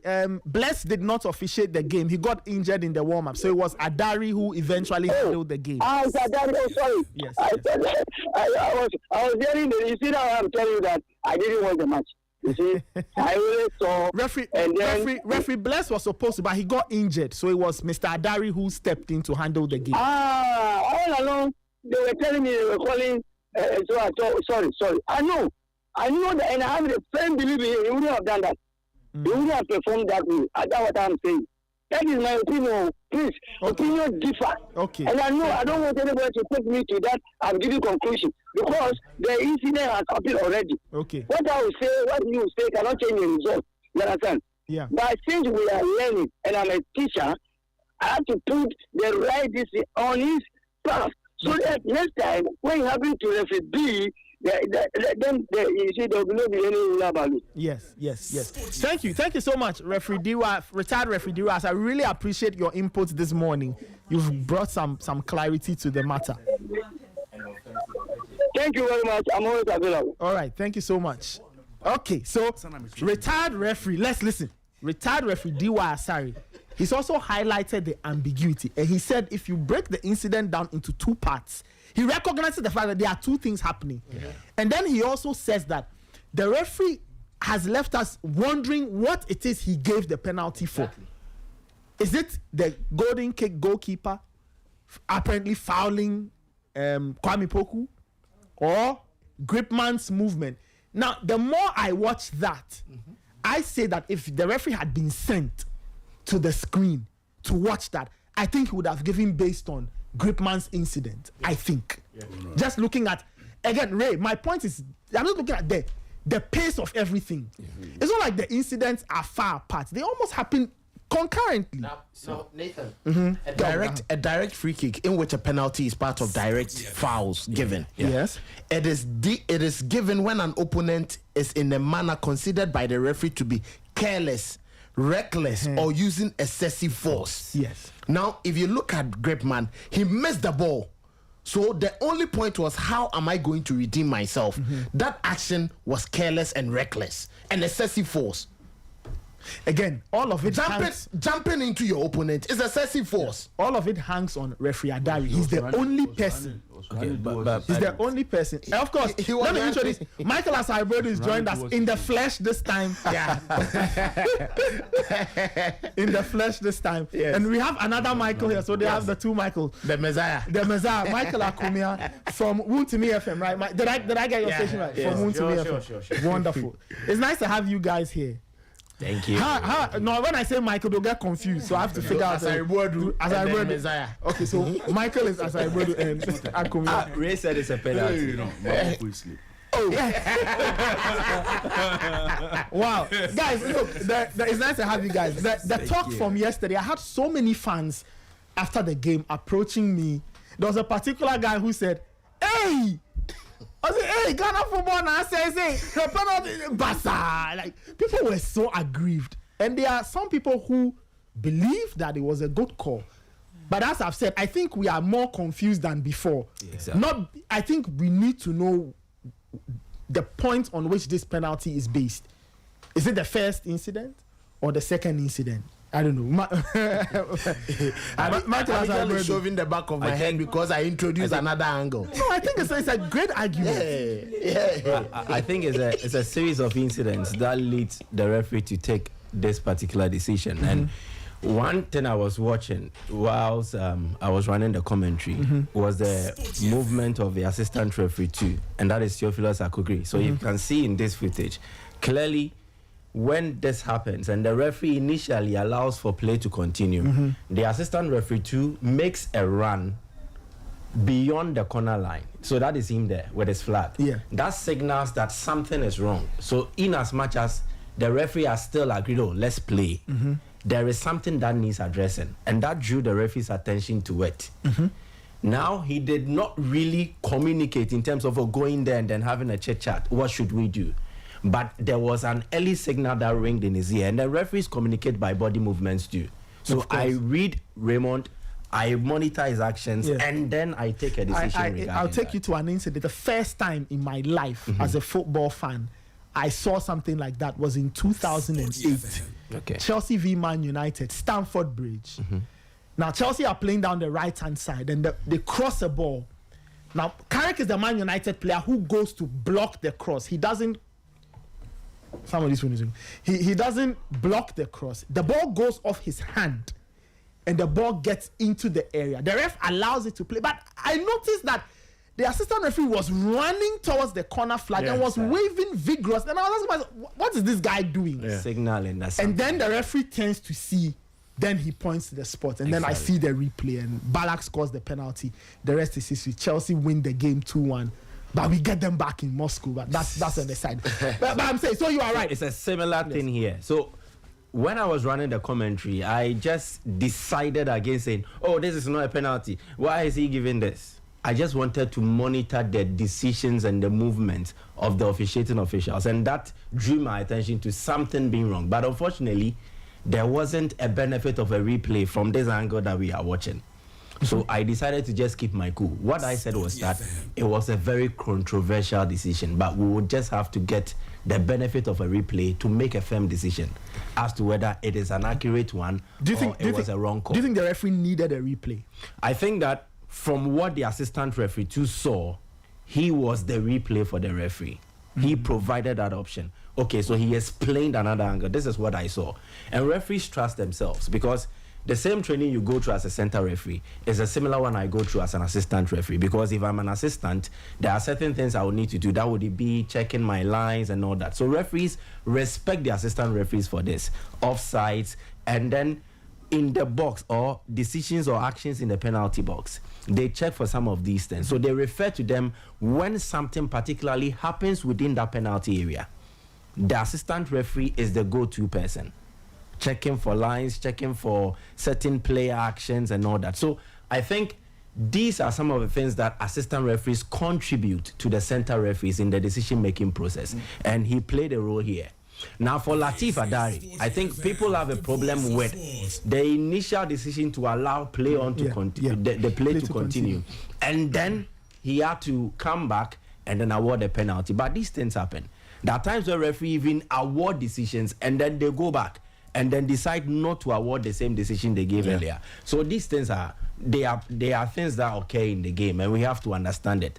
Was it a penalty? I think if you watch the footage that you just showed, clearly it should tell you that the actions of Roland Grepman was non-football like. Kelvin has explained. He applied excessive force. One, he had an instance to retrieve possession for his side. He failed. Kwame Poku got the benefit of that, and then he had a kick. The goalkeeper attempted to make a save. He made that save, but did not have possession of the ball at the instance where Grepman made contact with Kwame Poku. So it will be deemed as that ball is a loose ball because the ball was still on the pitch. The goalkeeper did not have it. Kwame Poku had a fair chance to attempt to play the ball again. Now, why did he not get that option? Because Grepman fouled him. I see. Interesting. So interesting. It is all about interpretations, how you look at the incidents that unfolded. But I think that everything that I've seen now gives me some level of confidence that I think Adari and then his assistants made the right call. Well, as for Adari, I would be very interested to hear from him to tell us where he made this decision. Akumia, is it these incidents when they happen and all of that? Does it now tell us we probably need VAR? Yeah, I think so. But we also need to ask ourselves a lot of questions as to if you have the finances to get something like that and also be consistent with it. We've seen countries use VAR and at the same time they get things wrong. But others get things right too. I understand, but in our terrain, I think the only person we can really rely on is this guy that we took, Daniel Lai, who has always been with the CAF team here out in major tournaments. But in all, I think it has to also deal with the mind and how we go into games. Before this game, there was a lot of discussions that had gone on that people felt like they want Kotoko to go. They want Kotoko to represent Ghana in Africa, CAF confederations. So more like a premeditated mindset that something was going to be done in the game for Krobia Kumasi Asante Kotoko. In this particular instance, let's just say that the current situation we are discussing about is a penalty. Okay. Now, in this instance, the timing, the kind of sequence towards that particular decision will make people actually feel like, no, these guys planned the thing in the room before they came out just to give Koroko the penalty at such moment due to some of the things that were said before the game. Some things were said? Definitely. Before the game. Really? Yes, some things were said definitely before the game. Who said those things? Maybe just fans sharing, it's not conspiracy theories. It's not even about fans alone. I just heard the general manager of, Golden Cakes speak about it, that you people think we can't go to Africa. We have the money to go to Africa, all of these things. So it means he has also heard something behind the scenes, which he also needs to come out and say something just to encourage his team. But when I look at the video once again, I think there was also an external pressure behind the assistant line too. I don't know if you have taken notice of that. There were some guys right behind him, and these guys were shouting. If they can get us the video again, you could see it right behind the assistant line too. They were just pointing to it. Yes. I don't know if you realized it. Yes. There were some guys. Fly, if you can put up the video again. I was just asking again. myself, where did they come from? Why are they supposed to be there? Because these actions also gives a lot of people doubt about the decision that was taken as at that moment.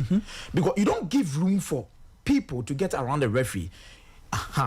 You see, there were some guys behind the assistant. Right here. Yeah, I see two gentlemen there. So you can see point to you can. I don't know who are they. Who are they? And apparently, it looks like they might be sympathizers of Asante Kotoko, because after they saw that a penalty had been given, you can see one very tactically. He's moving towards where the Kotoko fans were. And it wasn't just that. I think there were several security breaches. And even when Golden Cake equalized from Blessege, the ball boys were celebrating with them.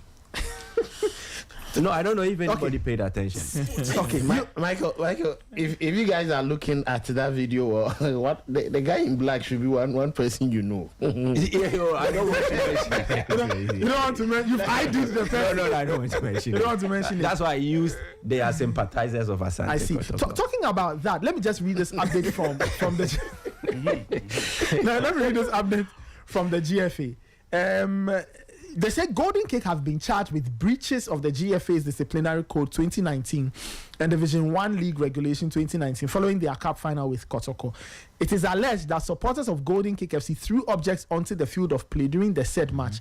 Further, the club is alleged to have made social media commentary on the match officials, and that brings the competition into disrepute. They have up until Wednesday, the 18th of June, 2025, to respond to the charges. So that is the latest from the GFA's kitchen. But how are they able to determine those who aimed projectiles on the pitch are Golden Cake? I saw some of the projectiles. Hey, Ray, should I tell you what was in the projectiles? What is it? Content. Heavy content. Like, for example, ammonia. Yeah, that should tell you what was in there. No, but wait, the GFA regulations, does it cover what you do, activities on social media and all? Yep. Your conduct. Specifically. Yeah, your conduct. No, your conduct. Specifically. Yep, your conduct. Reference social media. Your conduct around the game. So it could be on social media, on radio or traditional media. When the issue of Accra Lions came up, that whole social media thing, and even when the issue of the Young Apostles president, the president, Sami Enimadu. Yes, what did the FA do with those cases? Especially with regard to what happened on social media. But they brought another one up. Okay. We are waiting. So maybe you are hinting at selective justice. Oh, no, I'm just saying that. We are all waiting. You get it, but we are waiting for I think it falls in line.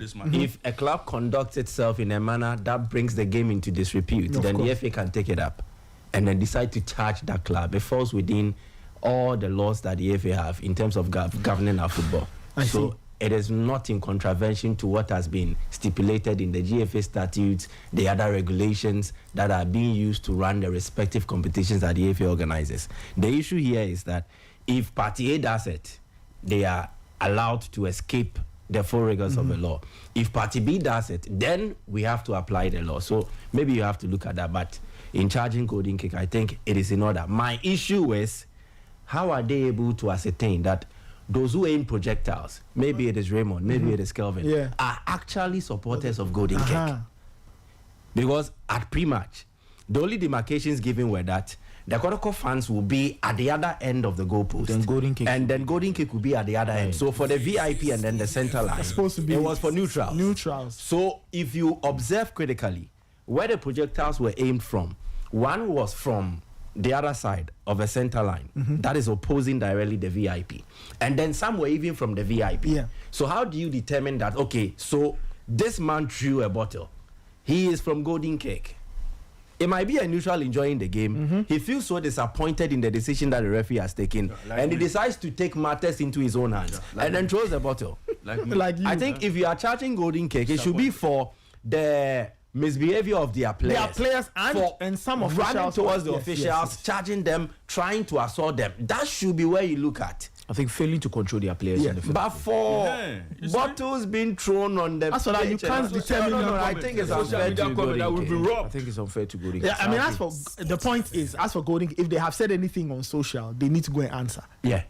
That one. You see, but if you play the game and I feel I've been robbed, I'm going to write on my social media. No, their penalty was so poor. Dubious penalty. Ray, you see, we say we are doing this football. Dubious penalty. If we are doing it, let's do it well. But not controversial, but not dubious. If we say we are doing it well, you want to hide behind English. Oh no. It's controversial, not dubious. Okay, so this morning what we are doing is we are contending the decision taken. but we are not able to ascertain the veracity as to whether it was so, a right call so or that's it where wasn't the the right call. controversy is. It's not dubious is when we know it is this way, but you said that way. but guys, Akumi and aside, but just concluding thoughts on the entire campaign, the MTN FA Cup campaign. You first in a few words, and then Akumi, and then we can talk about Ghana Football Awards, Club World Cup, and then some boxing. Well, I think what happened yesterday was just to give the confirmation that our football has not been properly organized. And I say this for the league games and then the normal games in the cup competitions, because yesterday was fully an event and you could see that people participated in it. They did not come just because there was an FA Cup final that they have to come and watch. They came because they want to share in the experience, and it was a beautiful one, I must say. So I want to give thumbs up to the MTN FA Cup committee for deciding to put together what we witnessed yesterday. I think it was beautiful. The other part of Kojo Manuel and DJ Loft, how they played a part in energizing and then also making the crowd very excited with their own music display, and then the hype versions of was it Kojo Manuel? Yep. Yeah, Kojo Manuel. Then the other part. Kojo Manuel is the greatest hype man. Hey. In Ghana, maybe in Africa, I don't know. There was an instance where he engaged the Asante Kotoko fans, and it was that beautiful. And then they decided to just play Kumerica songs to entertain the Kotoko fans, give them it was a wonderful vibe. Then that aside, the decision to the cultural display, it was so beautiful in the sense that the contestants, they allowed the, do you call it the gamashi? Where they wear the white calico and then they apply some paint and then they have we call it nyenya leaves. I don't know how you call it here. That was representing the Ga culture. The Ga culture. Then there was a rich display of kente, and then the Adowa dance with the phantom from drums being sounded. That also represented the two teams who are playing in the final. So Golden Cake comes from the Greater Accra area, Asante Kotoko from Greater Kumasi. Then they are both portraying their culture. It was that beautiful. You have to give it to them. Then for the Legends game, the whole idea to bring the Legends to come play, to give us vibes of the good old days. It was that beautiful to see them on the pitch as well, display everything that they did. I think in a nutshell, it's been a worthwhile experience regarding the 2024-2025 MTN FA Cup. We've seen some beautiful, beautiful games. We've seen some wonderful organization from the quarterfinals in Kumasi, semi-finals at Takwa, and then the grand finale in Accra. I think it's something that we have to give it to Wilson Atta and his team for that wonderful job done. But I still think there are a lot more that we can do to add up to it. How do we grow this from the stage that it is now? Then I will end by saying that we need to look at our football matches as not just football matches. There is much more to it. So what package are you offering? Because the modern day football fan in Ghana wants more. They derive a lot of attention, so excitement from the game that they are watching. Already, there is a taint on our league and then our football products that it lacks a certain level of legitimacy. It is not genuine. It lacks, it doesn't have that kind of prestige that it carries. People feel that matches are manipulated and all that. So if we can tie in other aspects, like the entertainment sector, if we can carefully inculcate them into how we run our game, I think it will raise the excitement levels, and then it will draw a large number of persons to come and watch our game. Because yesterday, if you watch, there were kids present. Oh yeah. There were women present. Yeah. It was a beautiful sight. Calvin, where we were a few seats to our left, there was this man and his little girl. I'm sure the girl must have been 3-4 years.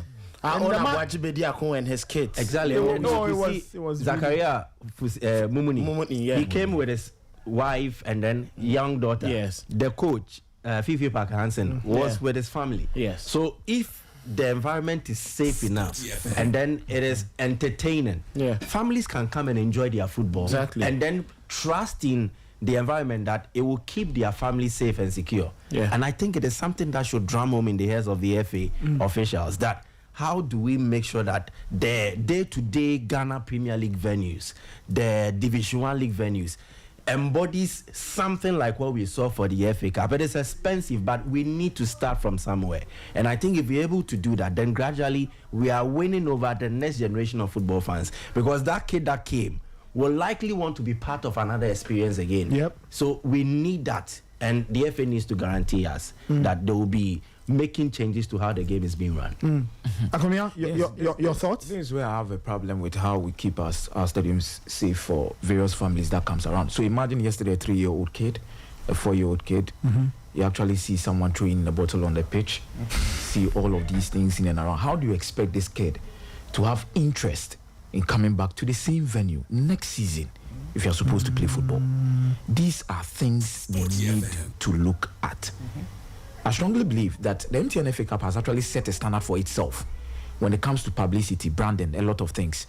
The peak of it is when I saw Oko United and Bechem United play a final at Cape Coast Stadium and be able to fill that particular stadium with neither fans having a fan base in Cape Coast. That is the peak of it. We saw House of Folk and Koroko in Tamale. Now we see Kumasa Sante Koroko and Golden Cakes. Look at the crowd we saw yesterday. Massive. So such a competition like this, which we have actually tagged Obia Nyobia, brings a certain delight about it due to how its nature is. We watch quality football, we watch quality players, we see even young talents we have not actually seen on a bigger scene play against such top clubs and give us good football. But at the end of the games, what do we discuss? Refereeing, hooliganism. It's a big problem. The way forward for our football, we need to look beyond these individual talents we see on the pitch and try and bring some sanity to our game. I'm tired. We watch Ghana Premier Leagues during the weekend. We come back to work on Monday. Instead of us to discuss tactics, individual players, the beautiful game, and we'll be discussing referees. Why? Referees are part of the game too. We really watched a very good game yesterday. I must be very honest. Tactically, these two coaches did some things that needs discussion. How Kotoko switched from a 4-3-3 to 4-4-2. You look at Golden Cakes at a point in time with a 3-back system, how they played with a lot of width. We can talk about the individual brilliance of their players on the field of play. True. How they dominated Kumasa Sante Kotoko, that combinations, 1-2 rotations in the middle of the park. But today, we are here discussing about a referee's decision. How do we change this? Enough is enough. We can't come here again and be doing this. We can't talk about a cup final and talk about referee again. We have to talk about the football itself, not the referee. We watched a very beautiful game yesterday. But the game was good. It was that good. The game was good. And I never expected Golden Cakes to play.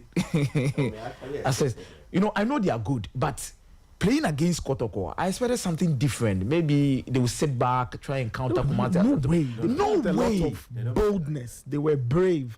They were confident. I say, shout outs to their number 30, Abdullah Zaka. Dear Lord. What a player. What midfield control. And I think it was Da Costa, right? Yeah, Da Costa. They number 10 missed out on one other playmaker, David Amuzu. They missed. I could tell that whenever they got to the final third, you could tell there was something off about them. They just didn't have the thrust. And I love something that Parker did. So in missing Amuzu, he decided to add a bit of ruggedness to his middle. And that was when he brought on Mate. So there was Mate and then Zakaria Abdullahi, the 30 and then the 29. Then he added Zakaria Mumuni to give his experience. So going forward, then Owusu Da Costa and then Blessege will do the other. And Joshua Hussein, who is their striker, would drop to add to the middle. So they were dominating Kodoko from the middle. Especially when Andrew Timenu was withdrawn from the game. Kodoko did not have so many questions. Karim Zito, you've always played your games with two top. Okay. You just finish and then we move on to the Club World Cup. Why did you change the approach? Why? Was it the approach or personnel? I think it's about the approach because it was the same personnel. But he changed the approach. Rather than 4-4-2, he went with the 4-3-3. And Kodoko was struggling until they came back to the 4-4-2 where they had Albert Amwa and Kwame Poku leading the lines. Then a double pivot in the middle of the park where it saw Emmanuel Entry come in and also dominating play, helping Samuel O'Neill. That changed everything for Kodoko. But here we are today. Sometimes, in the biggest of games, managers think about all other things and they decide to leave what they know and try something different. It happens to the best of managers. FIFA diary. All right, 916 0542571061. The debate will not end, so please send in your comments. Let's move on to talk about the Club World Cup. It started off over the weekend stateside in the United States. That's where the FIFA Club World Cup is taking place. 32 teams brought from all over the world to come and contest the first time ever an expanded version of the Club World Cup. Typically, we play like 8 teams, but this time it's like a proper World Cup. 32 teams. What are your thoughts on the FIFA Club World Cup? Are you happy with what you've watched so far? What's been your favorite game? Have you been impressed? Today, Chelsea and Co will play. I'll run you through the full game list for today. Yeah, but a few things that have happened. Let's start off with the champions of Europe, Paris Saint-Germain taking on Atletico Madrid. They ended up being a 4-0 win for Paris Saint-Germain. Desiree Doué, and still PSG work the situation for the shot and the goal. Fabian.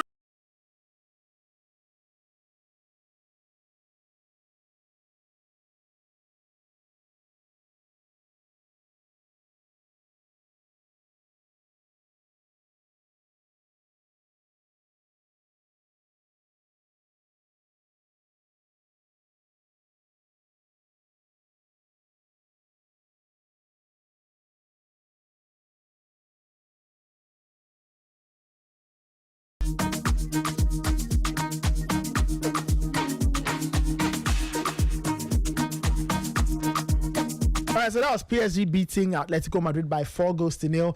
The other big score, so far my favorite match of the tournament, Bayern Munich versus Auckland City FC. Hey! Enjoy the highlights. For an opening match in Group C that is the classic cup tie, the aristocrats of Bayern against the amateurs of Auckland City. Pulling around the back and making meaty contact. Kingsley Coman leads to the opening goal of the FIFA Club World Cup. Mish teasing it in there. Sasha Boy makes it too. And he calls it brilliantly. Magnificent. Musiala. Oh, and Tracy beaten. One touch and a terrific strike. Musiala. Den Haya biting, has to be careful. And a penalty here for Bayern. Well, Musiala steps forward. Penalty perfection. Bayern will be very close come the end. Mistake by Tracy. Musiala has a hat-trick. Is he unable to grab it? It's still on here for Müller! And it is, from a Bayern perspective, a perfect 10. A privilege for Auckland City. All right, in other scores, it was Porto 0 and Palmeiras 0, and then Botafogo, they beat Seattle Sounders by 2-1. Later today, Chelsea will be in action. They take on LAFC. That's at 7 p.m. Ghana time. The guys are still here. Raymond Yamado is here, my wingman. The one who gets the most heat. No problem. We've established that. Michael Asariboedu is joining us in the flesh. For those who have never seen him before, he's here in the flesh. Yes. And then our very good friend, Michael Akomia, is also joining us. Guys, your thoughts. Ray, let me start off with you. Your thoughts on the matches. The Bayern Munich. Funny results out there. I think for Bayern Munich, against a team that has semi-professional players, you could only expect the. Oh, let me. You could only expect them. Let me just give you context, right? Just to let you know. Now, look, if you compare the two teams, now Auckland reported a profit. They made revenue of equivalent of £488,000 last financial year. For the entire year? Yes. Yeah. Oh. Bayern Munich made £801 million. Charlie. It's a huge goal. Yeah. Auckland's amateur players have a salary cap of about £66 per week. Hurricane alone earns £400,000 a week at Bayern. It's not fair. Now, on that basis, it will take Auckland's best player or best paid player 117 years to earn what Hurricane earns in a week. That's right. Now, the Auckland squad is valued at about £3.9 million, whilst Bayern Munich squad is about £769 million. Now, this is the part that tickles me and makes me laugh the most. Now, Bayern Munich, they've got some of the biggest names in world football, right? Great. But Auckland's team includes a primary school teacher, an insurance broker, a barber. Yesterday, I watched the feature on the barber. Yeah. The barber, a sales representative at Coca-Cola, a car retailer, and they have so many students. Now, they are left back. my namesake Nathan Lobo, even during the Club World Cup, he has to write an exam. So he'll be in his hotel room writing the exam online while the competition is. And I heard their goalkeeper, Conor Tracy, is also... He's a warehouse keeper. Yeah, and they distribute pharmaceuticals to vets. Yeah. Yeah, so Nathan, let me show you. Let me show you. So there's Nico Boxer, who is a salesman, and then there's Adam Mitchell, who is a real estate worker. Conor Tracy is a warehouse worker, and then they have Murati, Rego Murati. It's a shipping service. He works with a shipping service. Then there's Gerard Garriga, who is an academy coach. Then there's Mario Illich, who is a Coca-Cola sales rep. Then Lobo is a scenographer. Okay. And then David Sing Hun Yo is a community coach. And then Dillian Manikum is an engineer. And then the number 7, Maya Bevan, is a community coach. It's a semi-professional squad, a semi-professional team. So should they be playing at the club? Like Sunday special. Yes, so it's like you gather a group of boys. So to be fair, you know, that's it. And you know, when England played against San Marino, yes, the same thing came up. Most of their players, some were accountants, San Marino, some of them are accountants, shopkeepers, office clerks, lawyers, factory workers, and all. So it's normal. I mean, but they gave a good account of themselves. I mean, a good account. Yeah, I think, you know, 10-0 spells in the game, you could see 10-0. that. Tahiti. No, the Tahiti of Club World Cup. I just read the statistics. Their goalkeeper made 7 saves and still considered 10. Yeah. So you imagine 17. No, but I mean, they were brave enough to come out in that second half and then, you know, try to put up a fight. But you know, Bayern Munich as always, the quality way too much for them. I'm not surprised Bayern Munich, you know, give them a hiding. But you can expect. I mean, with some of these competitions, the financial rewards could, you know, help them. It would help them, you know, figure out a few things, sort out a few things. For most of these players, they're on vacation, they're on holiday, they're enjoying themselves. So if you're getting around $5 million or even 8 or 10 million US dollars, it's good cash for Auckland City. I think that's good. That's a negative aspect for a club that generated an annual revenue of 400, no more than 500,000 pounds. Yeah, less than 500,000 pounds. This is like 500,000 pounds. It tells that by merely participating in this competition, for them it is financial success. Yeah. For them to even be here, they are also not just competing, but they are also portraying what they do to the rest of the world. I think, but for the Club World Cup, we might not even have paid attention to Auckland City and then what the club is about. I think it is good for them. They get to participate. So the contest is, to them, merely participating is like winning the competition. So it is good. It is okay. It reminds me of when Tahiti qualified for the FIFA World Cup. I think it was a Confederation Cup. Yeah. Participating gave them a certain mileage that ordinarily they wouldn't have gotten. So I think it's the same for Auckland City. They beat the trashing by, but Bayern are so much serious in games like this. At times you need to at least respect the opponent and be very cool and calm with them. But they go aggressive. Barcelona 7, Auckland City 10. Why? They wanted to set the Club World Cup record. No, but you see, the point is, I believe that when you get such opposition, you have to score. You have to. Really? You have to. No, I think you need to at least respect the game a bit. It's different. 4-0, 5-0. It's different if it's like 2 big clubs. Like imagine like Real Madrid meeting, say, Bayern, right? Or if Real Madrid scores 5 against Bayern, they'll slow down. But no, come on. No, they needed to stamp the authority on the company game. Should have been a bit lenient. Maybe no, Mike. But I think there's one particular side of the competition I know the Europeans will start criticizing. Of course, there are some criticism. Some people think that teams like Auckland City should not be there. Why are they there? Nathan, within this same period, UEFA has actually created Conference League. Europa League, extended the number of teams that are supposed to play in the Champions League, just to accommodate these smaller clubs and get them enough money. I see. To do things. So if you are doing it, why do you criticize FIFA for taking the same step. And this is going to be 4 years, 4 years, not necessarily every single year. So maybe after 4 years, Auckland, you see Seattle Sounders over there, most of these clubs, they are happy to be there. 4 years.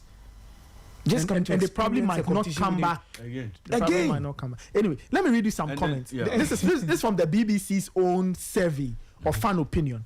Now, a fan named Sean said, quote, watching Bayern tear apart a bunch of part-timers is just not it. And the sooner FIFA realizes it, the better. This isn't entertainment at all. Let's not kid ourselves otherwise.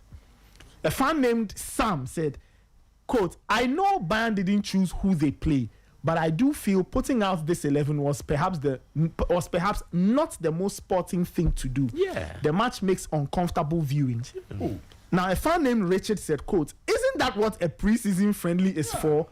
Not a competition with a prize of £100 million for the winners.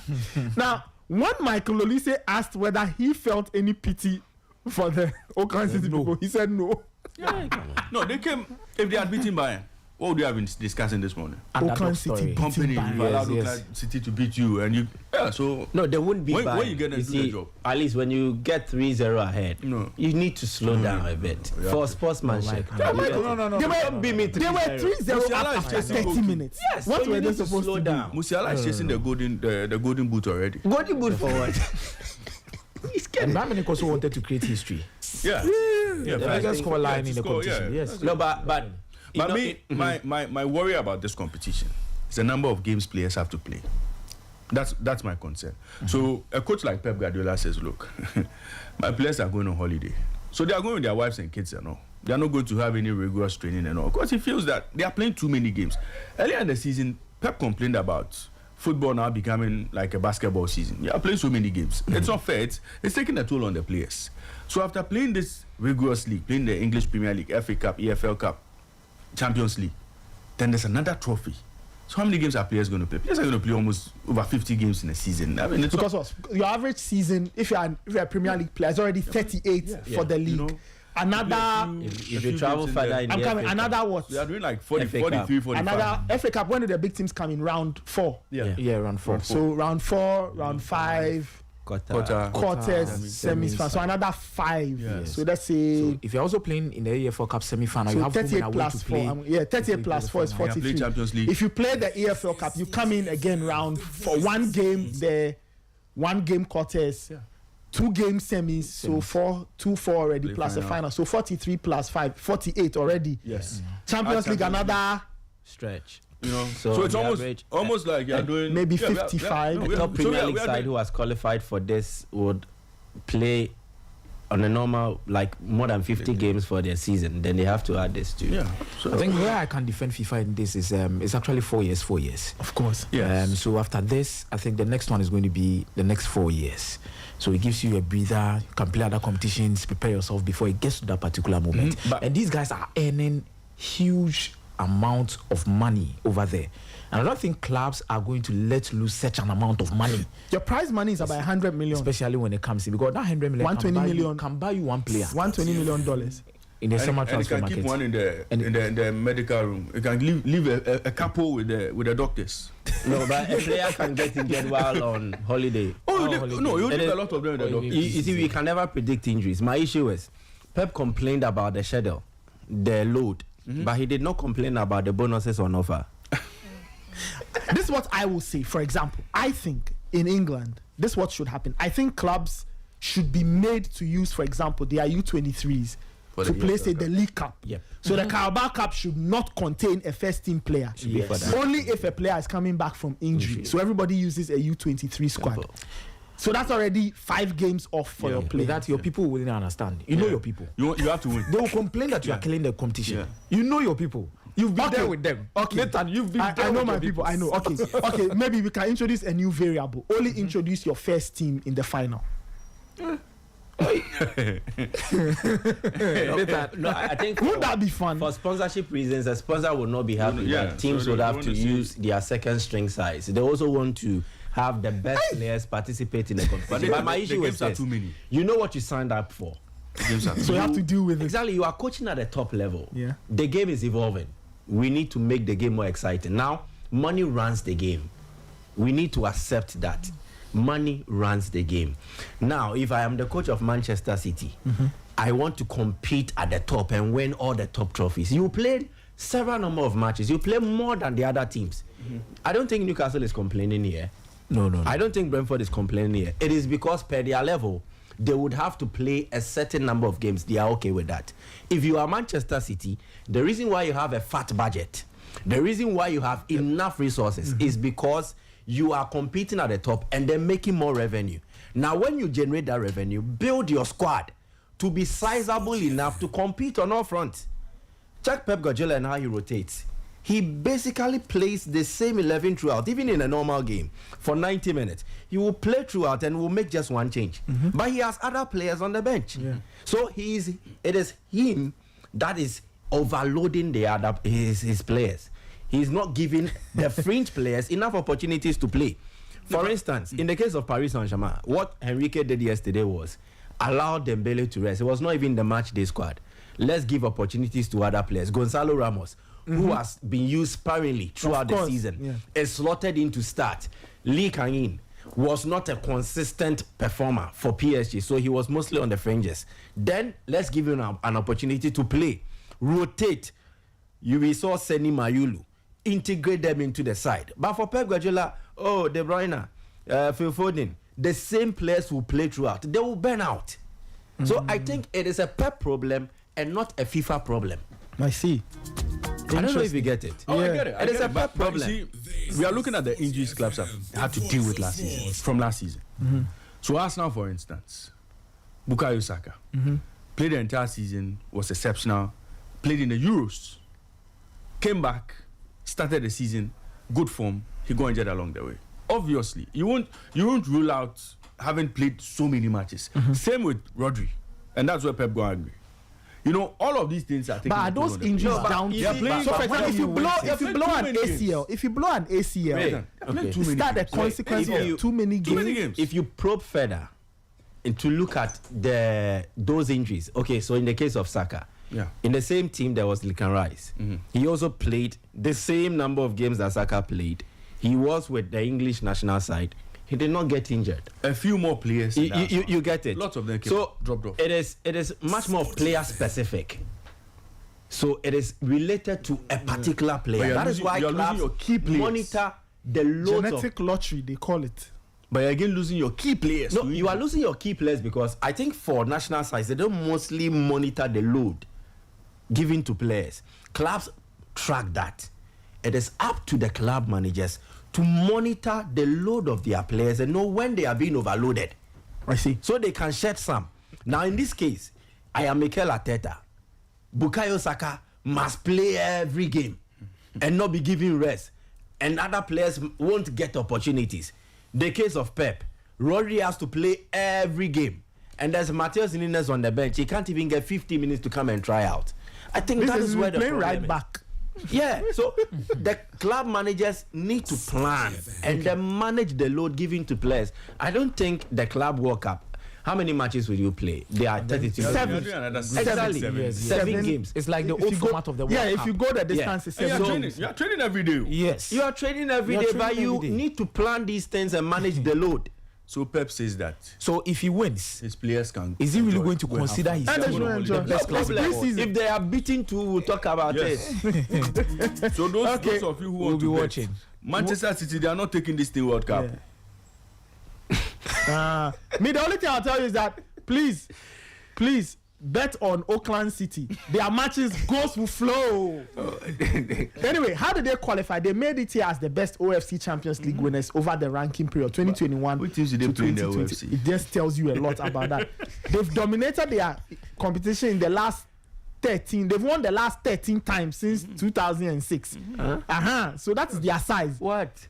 Yes. So in that they've won the last 13 competitions. The continental. Which I'm sure it's teams from Papua New Guinea, Vanuatu, Tonga. So Aussie clubs will play in the Asian Champions League. Yes, they play in the Asian Champions League. So they from New Zealand will have to dominate. Yes, so that's the thing. All right, 9:36. So other games are Chelsea play LAFC, Los Angeles FC, later today. That's at 7 p.m.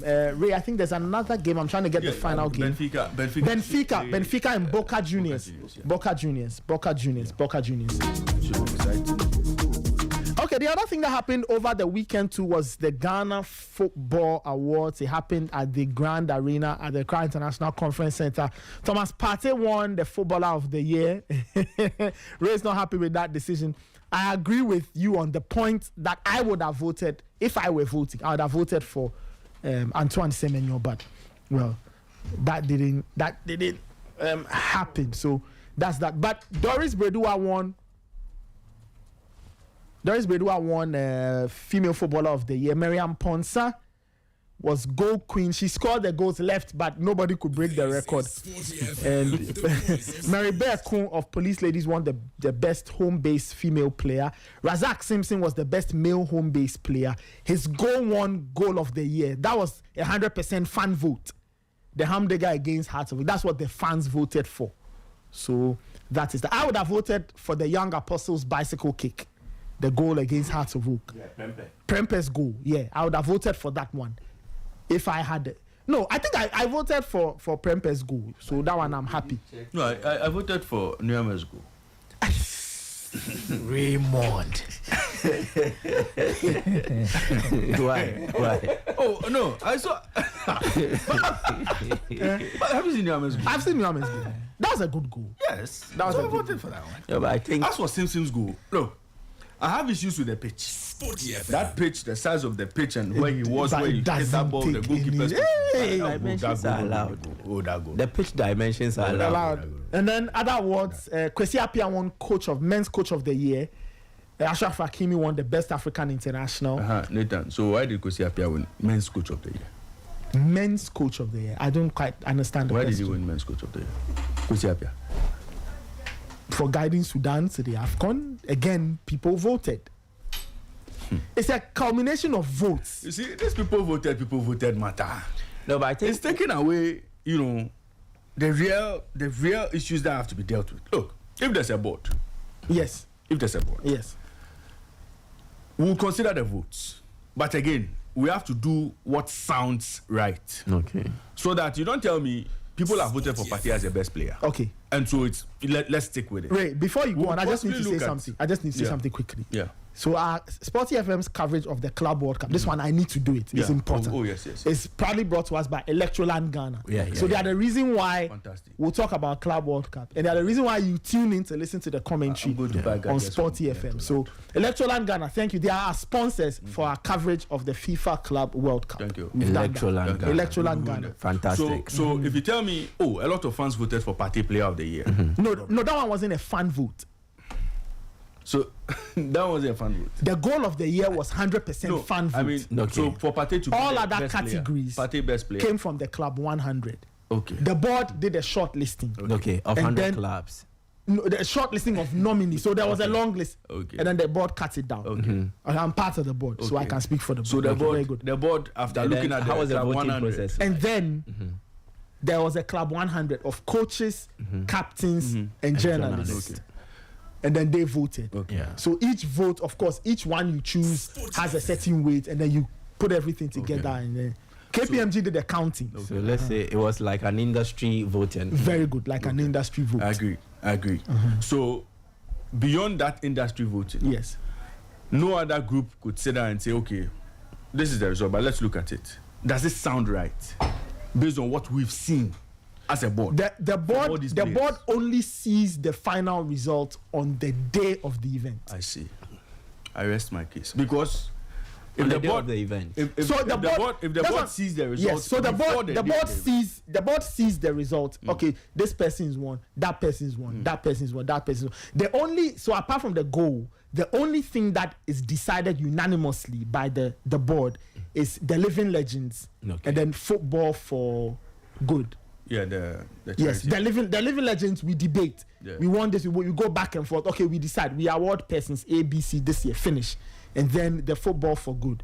Yeah. That is so. For example, based on the number of say footballers who are active and doing good. If we have 2, we give 2. If there's 1, we give 1. If there's 3, but I suspect going forward we'll have a lot more. So now it will turn into a competition. people pitch, they make their arguments, and then we decide on that. So me, I'm just asking. So based on everything you've said, yes, and based on what the industry decided to vote on, everybody believes that. Look, Partey, Semenyo, Kudus. Kudus didn't have a good season. Yes, he didn't. Partey didn't have a great season. Yes, but Semenyo had a very good season. Again, if I had a vote, I would have voted. For if I'm the board, I'm looking at that result and saying, well, how is it going to look in the eyes of Ghanaians? Because it's a national award. Fair. Hakimi, best player international, best African international. You know, no one would debate that. We shouldn't be debating why Partey is winning the Ghana award. Okay, that's a so the board shouldn't leave some of these things for us to be, arguing. Would you be happy if, for example, there was if the board had a vote as well? Yes, I think they should have an input. Yeah, they should. As to who gets to win. They should have a vote because you select the nominees. Industry players decide what should happen. Now the board also needs to make an input because one, it is your award scheme, and whatever comes out is in your name. Of course. So if you want to protect your reputation, there are certain things that you must do. There are certain times where you have to intervene.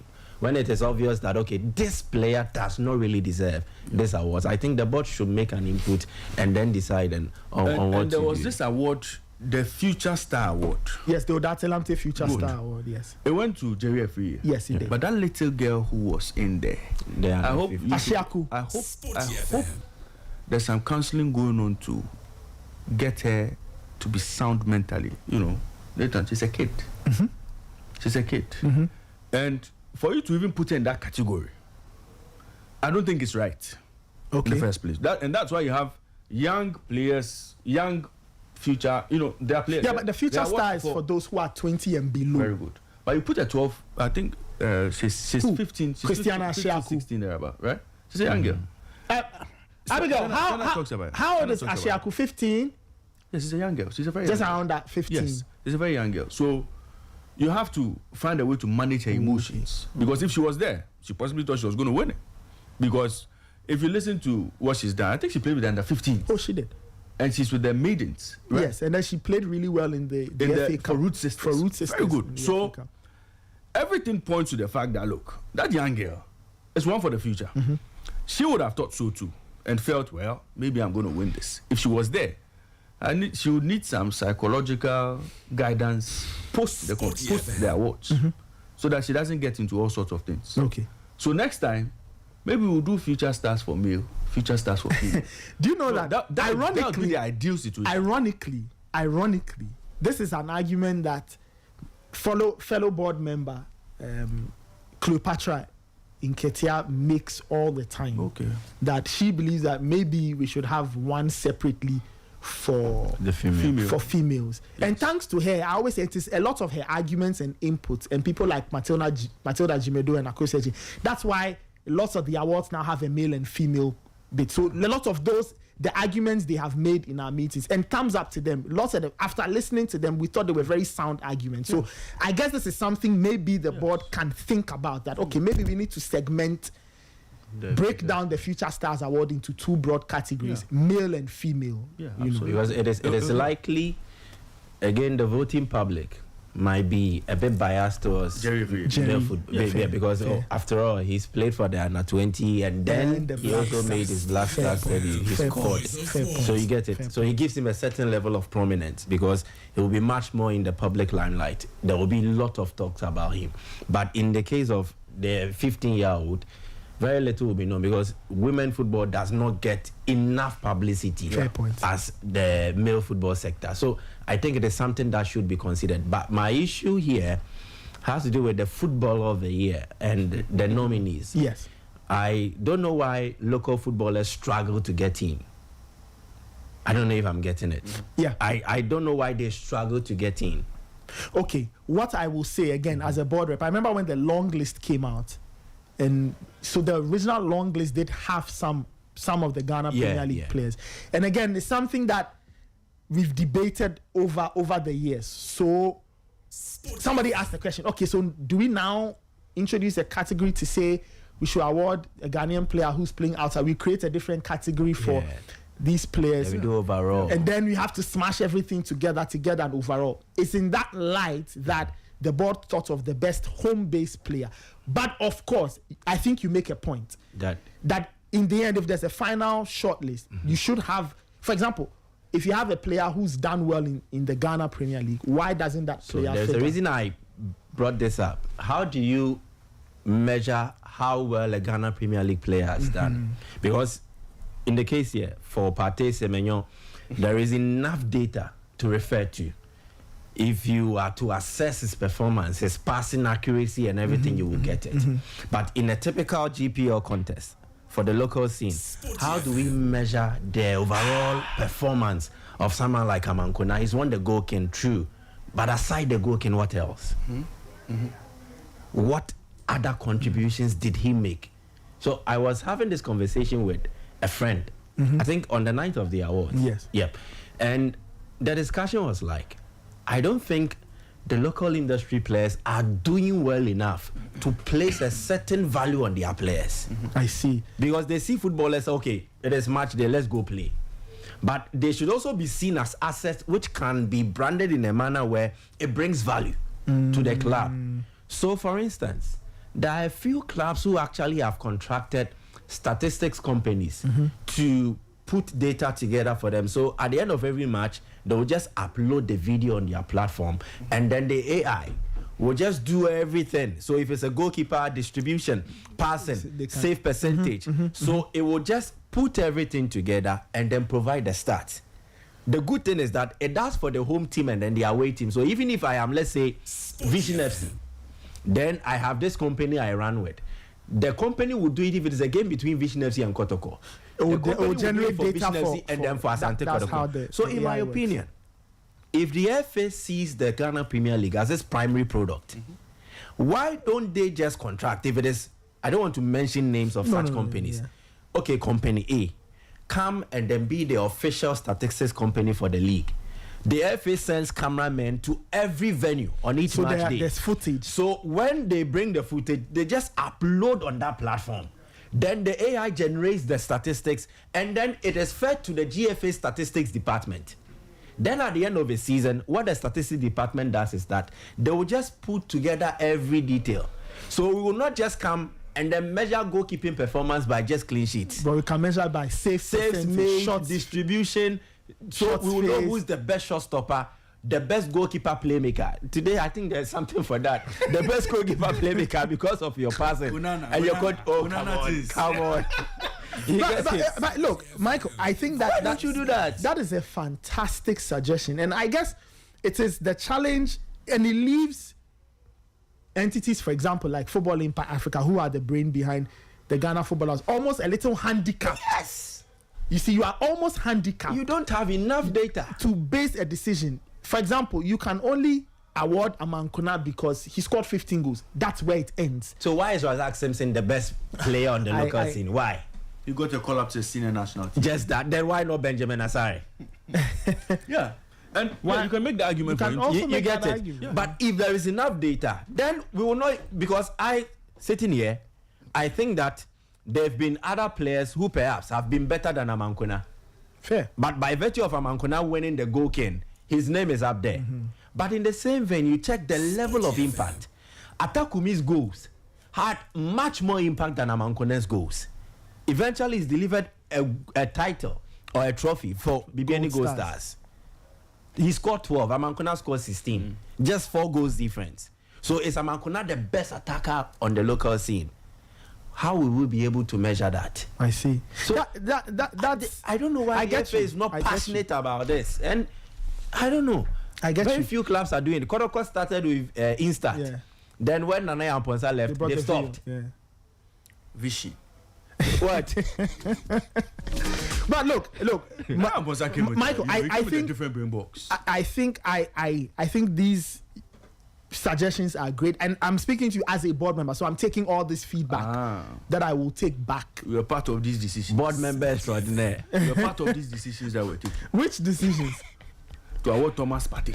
I've explained the mechanics to you. Nathan, my mechanics is that where I'm ending this matter before I go is that we have to talk about boxing. You are not going. The team could not bring in Semenyo. If Semenyo had appeared in this country, say for a visit and or I'm saying holidays, that Ray, Semenyo would have found his way there and picked this award. That would be unfair. Oh, come on, later. That would be unfair. Otherwise, there's no way anybody can convince me that Thomas Partey deserves to be given this. I don't understand Ray's point. I've told him that if I had a vote, I was going to vote for Antoine Semenyo anyway. But you voted for Fan. Because I'm a fan. That's what I have access to. For the goal of that's a fan thing. But the rest is decided by industry players. No, but even when you check the post online, the comments, the reaction. Everybody says Semenyo Rob. I mean, you should don't leave us with some of these things. The point we know. No, but seriously, it's almost like Egypt. Is Semenyo even our best player of the year? No, I think that Ghanaian players abroad. Somebody can make an argument for Iñaki Williams. There were other players who had very good seasons. But I think Semenyo from where he came from, and when Iñaki was the best African player in the La Liga. Well, you again look at his performances for the national team. You have to look at the two. Exactly. It's club and country in the year. So I'd even look at for example, Egypt's Salah and Marmoush. If the Egyptians are supposed to vote best player and decide to go for Marmoush instead of Salah, who would ask questions? What's his achievement in the calendar year? What did you you get it. So don't leave us with controversies like that. Don't leave us in situations. No, but I also think a case can be made for Partey. It is because we are just looking at Semenyo's goals. But we also forget that's what we've always done. But you can look at Semenyo's other goals things. Were important for Bournemouth. Yes. But Partey was also an integral member of this Arsenal side that made a very good run in the Champions League. Finished second in the league. And then Partey's Arsenal were better than Semenyo's Bournemouth in the Premier League. You see collective. Then we look at Partey's contribution. Then you look at goals, assists. So everything. I can look at it. Goals, assists, all round play, everything. We put all of it inside. In the wake of the and then we use the data to remove Partey. In the wake of Arsenal's defeat to PSG, I remember the conversation about Partey. Partey's importance to Arsenal. But he played the second leg, and we now understood. You understood. We now understood that look, with or without Partey. That's a failure. Then with or without Semenyo, Bournemouth gets their goals. From Justin Kluivert and the rest. I think I get, and I think every argument is you can make a good case for every player. You see, in every award scheme, the point is that in every award scheme, you can never please every fan or every follower of the scheme because one winner will likely divide opinions within the football public space because there will be a debate around it. We've grown to love players because they drive emotions. We are passionate about them. So if my player does not win, I want to put up a solid argument as to why he did not win. Then the follower of the player who won will also come with a solid argument. I think that there has never been a case where an award winner does not drive debate. There will always be that. Anyway, talking about the other award winners, Herbert Mensah and Harry Zakor were awarded Living Legends together with Ken Bediako. For the first time, the board said, you know what, we had danced around this issue for a while. It was time we recognized a journalist and a sports writer. If you're looking for one person who's played a crucial role in documenting our football history, Ken Bediako. I think it is him. He's a reference point for a lot of the data we get from past exactly Ghana Premier Leagues and all the others. So he's a solid person. We decided to award Ken Bediako, and I was personally really happy. Really happy with that. So I guess but I also have another concern. Bibiani Gold Stars won the Club of the Year, right? Yes, I'm trying to remember the nominees, but but I find it strange none of their players won any of the individual awards or even their coach. Yeah, you get it. Another. Because for CEO of the year, I understand John Peter Amewu for Hohoi. Hohoi qualified for the and Premier I was happy. League, and I was was happy. A historic season for them. So you can pit him against Akwesiedu, but you can make a solid case for Mr. Amewu for what he did. So it is okay. Goalkeeper, I think Emmanuel Kobe should have fairly won. Kobe was in the final shortlist. Yeah. He had the most clean sheets. And aside that, you see, that is why I have an issue with the clean sheets as a measure. You just need to watch him and understand the impact he's made on this BBN Gold Stars team. He's transformed them totally. He's made them. He was the difference maker for Gold Stars in their title-winning season. So I believe that perhaps maybe Kobe should have won the goalkeeper, but another can make a case for us, as I said. So that is it. Yeah. All right, 9:56. Look, I'm sure this is great feedback. I appreciate you guys. Great feedback. We'll meet again. I'm sure I'll pass it on to Romark and all of that.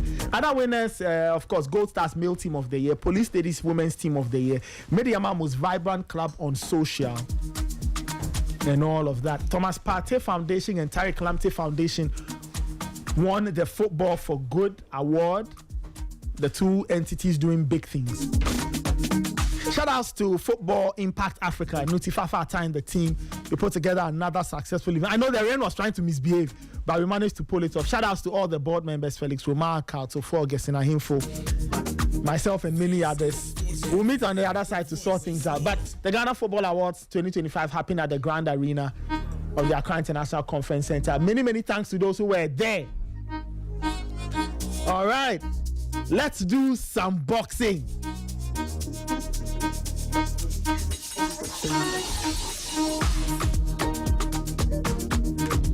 Let's go to Bukom, where over the weekend, it was a very, very, very, very good time for local boxing. The Battle of the Beasts promotion happened. Legacy Rise Sports, Sharaf Mahama, American Promotions, they were the ones who made it all happen, with great support from Sharaf Mahama and the team. Anthony Joshua was a surprise guest, and he graced the occasion. My very good friend Raymond Yamadotu was there watching things. Charlie, no. It was a good event. Yeah. I mean, it was a good event. I enjoyed every bit of it. I think the organization was, I'd give them, I mean, in terms of what we saw from the press conference to the weigh-in and to the main event itself, organization, let's do about 70 over 100. You give them 70 over 100? Yeah, 70 over 100, because there were a few 70%. lapses here and there, especially with regard to the fight, the time the fight started, the arrangement and all, sitting arrangement. Hey, Nathan, this concert they have to do. I saw sports minister. Yeah, I listened to him. I saw him with his friends. Guess his friends. His friends? His friends. Guess. His friends. His friends. Sporty FM. The people. He brought the people. Shout out to the people. He brought the people down. You're sitting with the people. The people down. Not the first. Not the people. The other people. People. Yes. Yes, true. You didn't see? The facility managers. Oh, Nathan. Nathan. You bring trouble. Nathan, not them. Go to Parliament. They're back there. Yeah. So he brought them. They were all there. Yes. Prepare a table in front of him and his friends. They were there. Yes. His main friends. Yes. They were there. Tomorrow I'll show you. You see, tomorrow we'll say that one. The champ is here. All right. Nathan, it was. Yes. It was well organized. My problem has always been the time we start our bout. Oh Lord. Nathan, no way should a bout scheduled for 13 June cross into 14 June into 4 a.m. No way. It doesn't happen anywhere. In the UK, if fights are supposed to start at 6, they start at 6. 10 o'clock, 10:30, they are done with fights. Everybody goes home. If the fight travels into the next day, it's just not done. It doesn't happen. I don't know why we keep our boxing promotions keep doing this. Officer Hogarth said it. He said he was shocked when he went to the UK and saw that they started on time and finished before midnight. Yes. So, you see, if it goes into the next day, all sorts of things are running through the boxer's mind. You are keeping him in that room, throwing punches, getting warmed up and all. Then he has to keep waiting into the next day. It doesn't happen in America. Nowhere. We watch bouts from America because of our time difference. It doesn't mean that. It doesn't mean that we want to stay away for the boxer to fight. Their time is from 6 to 10. So on that score, I give them 0 over 10. For the time. There was even a point where a boxer left the dressing room to come and fight. He was forcing himself into the ring when he hasn't been called because he felt he had wasted too much time. It wasn't right. And then the other things they were doing. They were trying to take money. You asked for the GPA. We'll talk about that tomorrow. But anyway, ladies and gentlemen, let me finish this story before you introduce them. Then we're all waiting for the bout of the night, which was supposed to be Tabiti and Dixie. Yeah. I don't know if the organizers didn't know the main bout was Gosh versus Akwaluti. Yeah. I don't know if they didn't do the. That was the bout itself. Because that was the bout itself. Because everybody in the arena was waiting for this bout. Then all of us were sitting down, and then we saw Akwaluti coming with his shine blue. That one was coming. The fans were hot and cold, they would shout, they won't shout. I don't know if they were scared.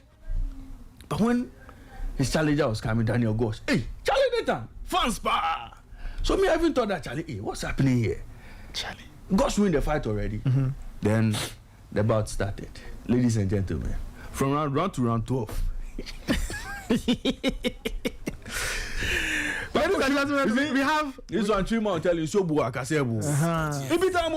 A few weeks ago, we had Theophilus Paparalote here, and his coach Ofori Asari, and they made a promise to us that something was going to happen over the weekend, and they have lived up to the promise. So, listeners, I bring you the new WBO African Bantamweight champion, Theophilus Paparalote. Champ, good morning. How are you doing? Thank you. I'm good, and you? I'm fine. Yeah. Congrats. Coach Ofori Asari is here. Coach. Hi. Before the bout, I listened to the press conference. I couldn't go, so I listened. Yeah. I heard he and Kaloko going at it. Yes. And all of that. Coach, let's start from there. What was going on? I think he disrespected me. And I was surprised because I don't know who told him that he has achieved something, and because of that he's better coach than me. So the way he's talking, telling lies to the public that his gym were always beating our gym, and that was wrong. So I respond by telling him that he has to go and check the records.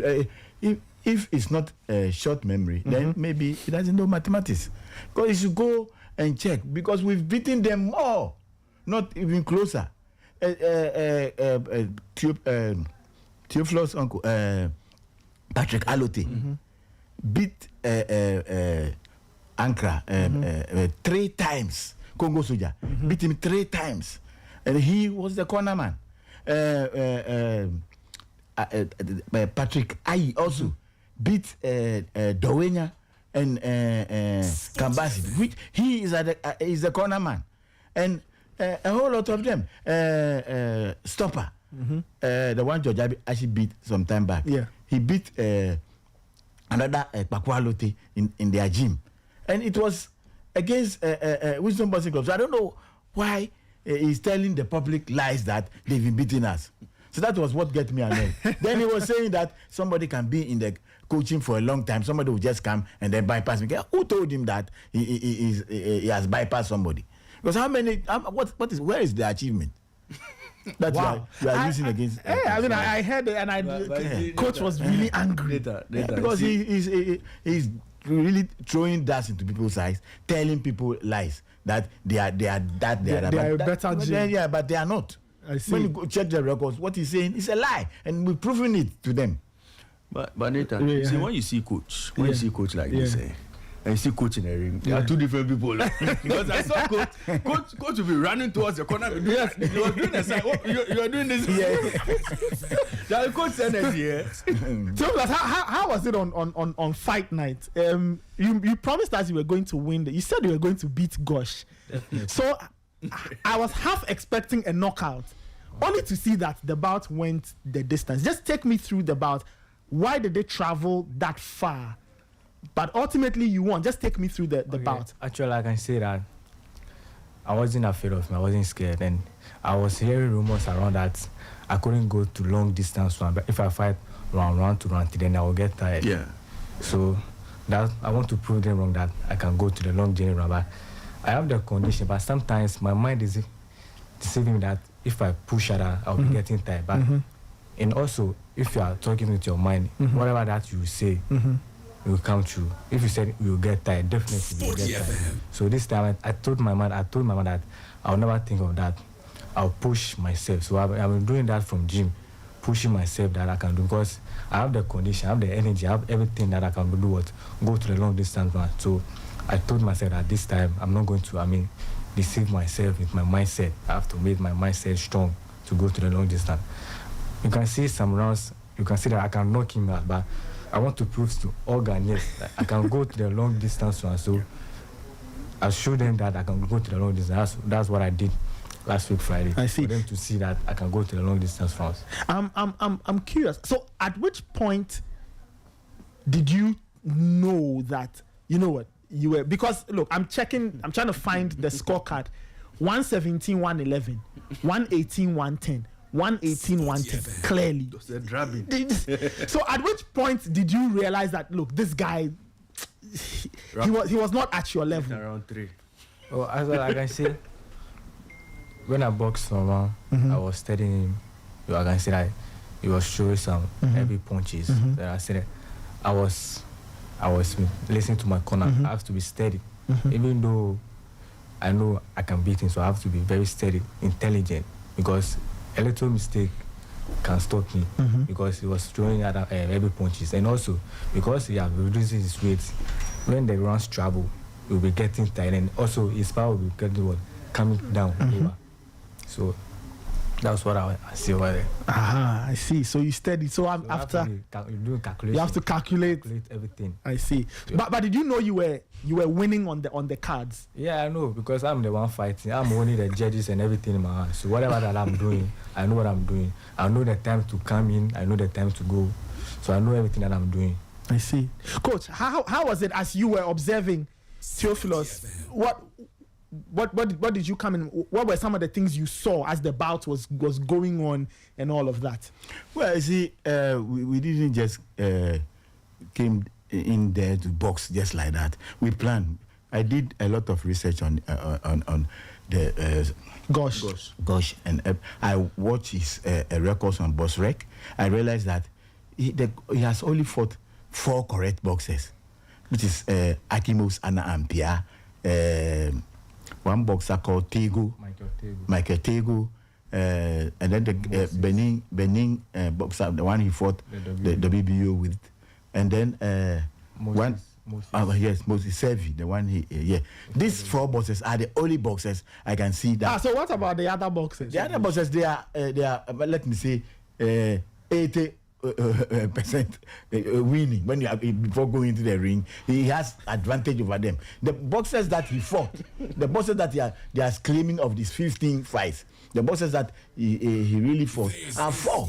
I check all and I compare to Theo's 10 record, and I realized that Theo is equal in terms of the record. I also searched about the WBO African title. Most of the titles, they go the distance. So I don't claim knockout because the people have been there. I've searched all those things. And I realized that the search fights, they normally go 12 rounds. Most of the good boxers so forth, they normally go to the... So I know that they will come prepared, and we are also prepared. But we shouldn't be thinking about knockout. So we must prepare for the full 12 rounds. So I was training him. We trained 14 rounds. 14 rounds for the 12 rounds. Wow. You see, we prepare 14 rounds for the 12 rounds because we don't know what will happen there. And we can't underrate him, despite everything. We can never underrate him because he has about more fights that's been in the distance than Theophilus. So we check all those things. And then we realize that, we can beat him. If knockout comes, it must come by itself.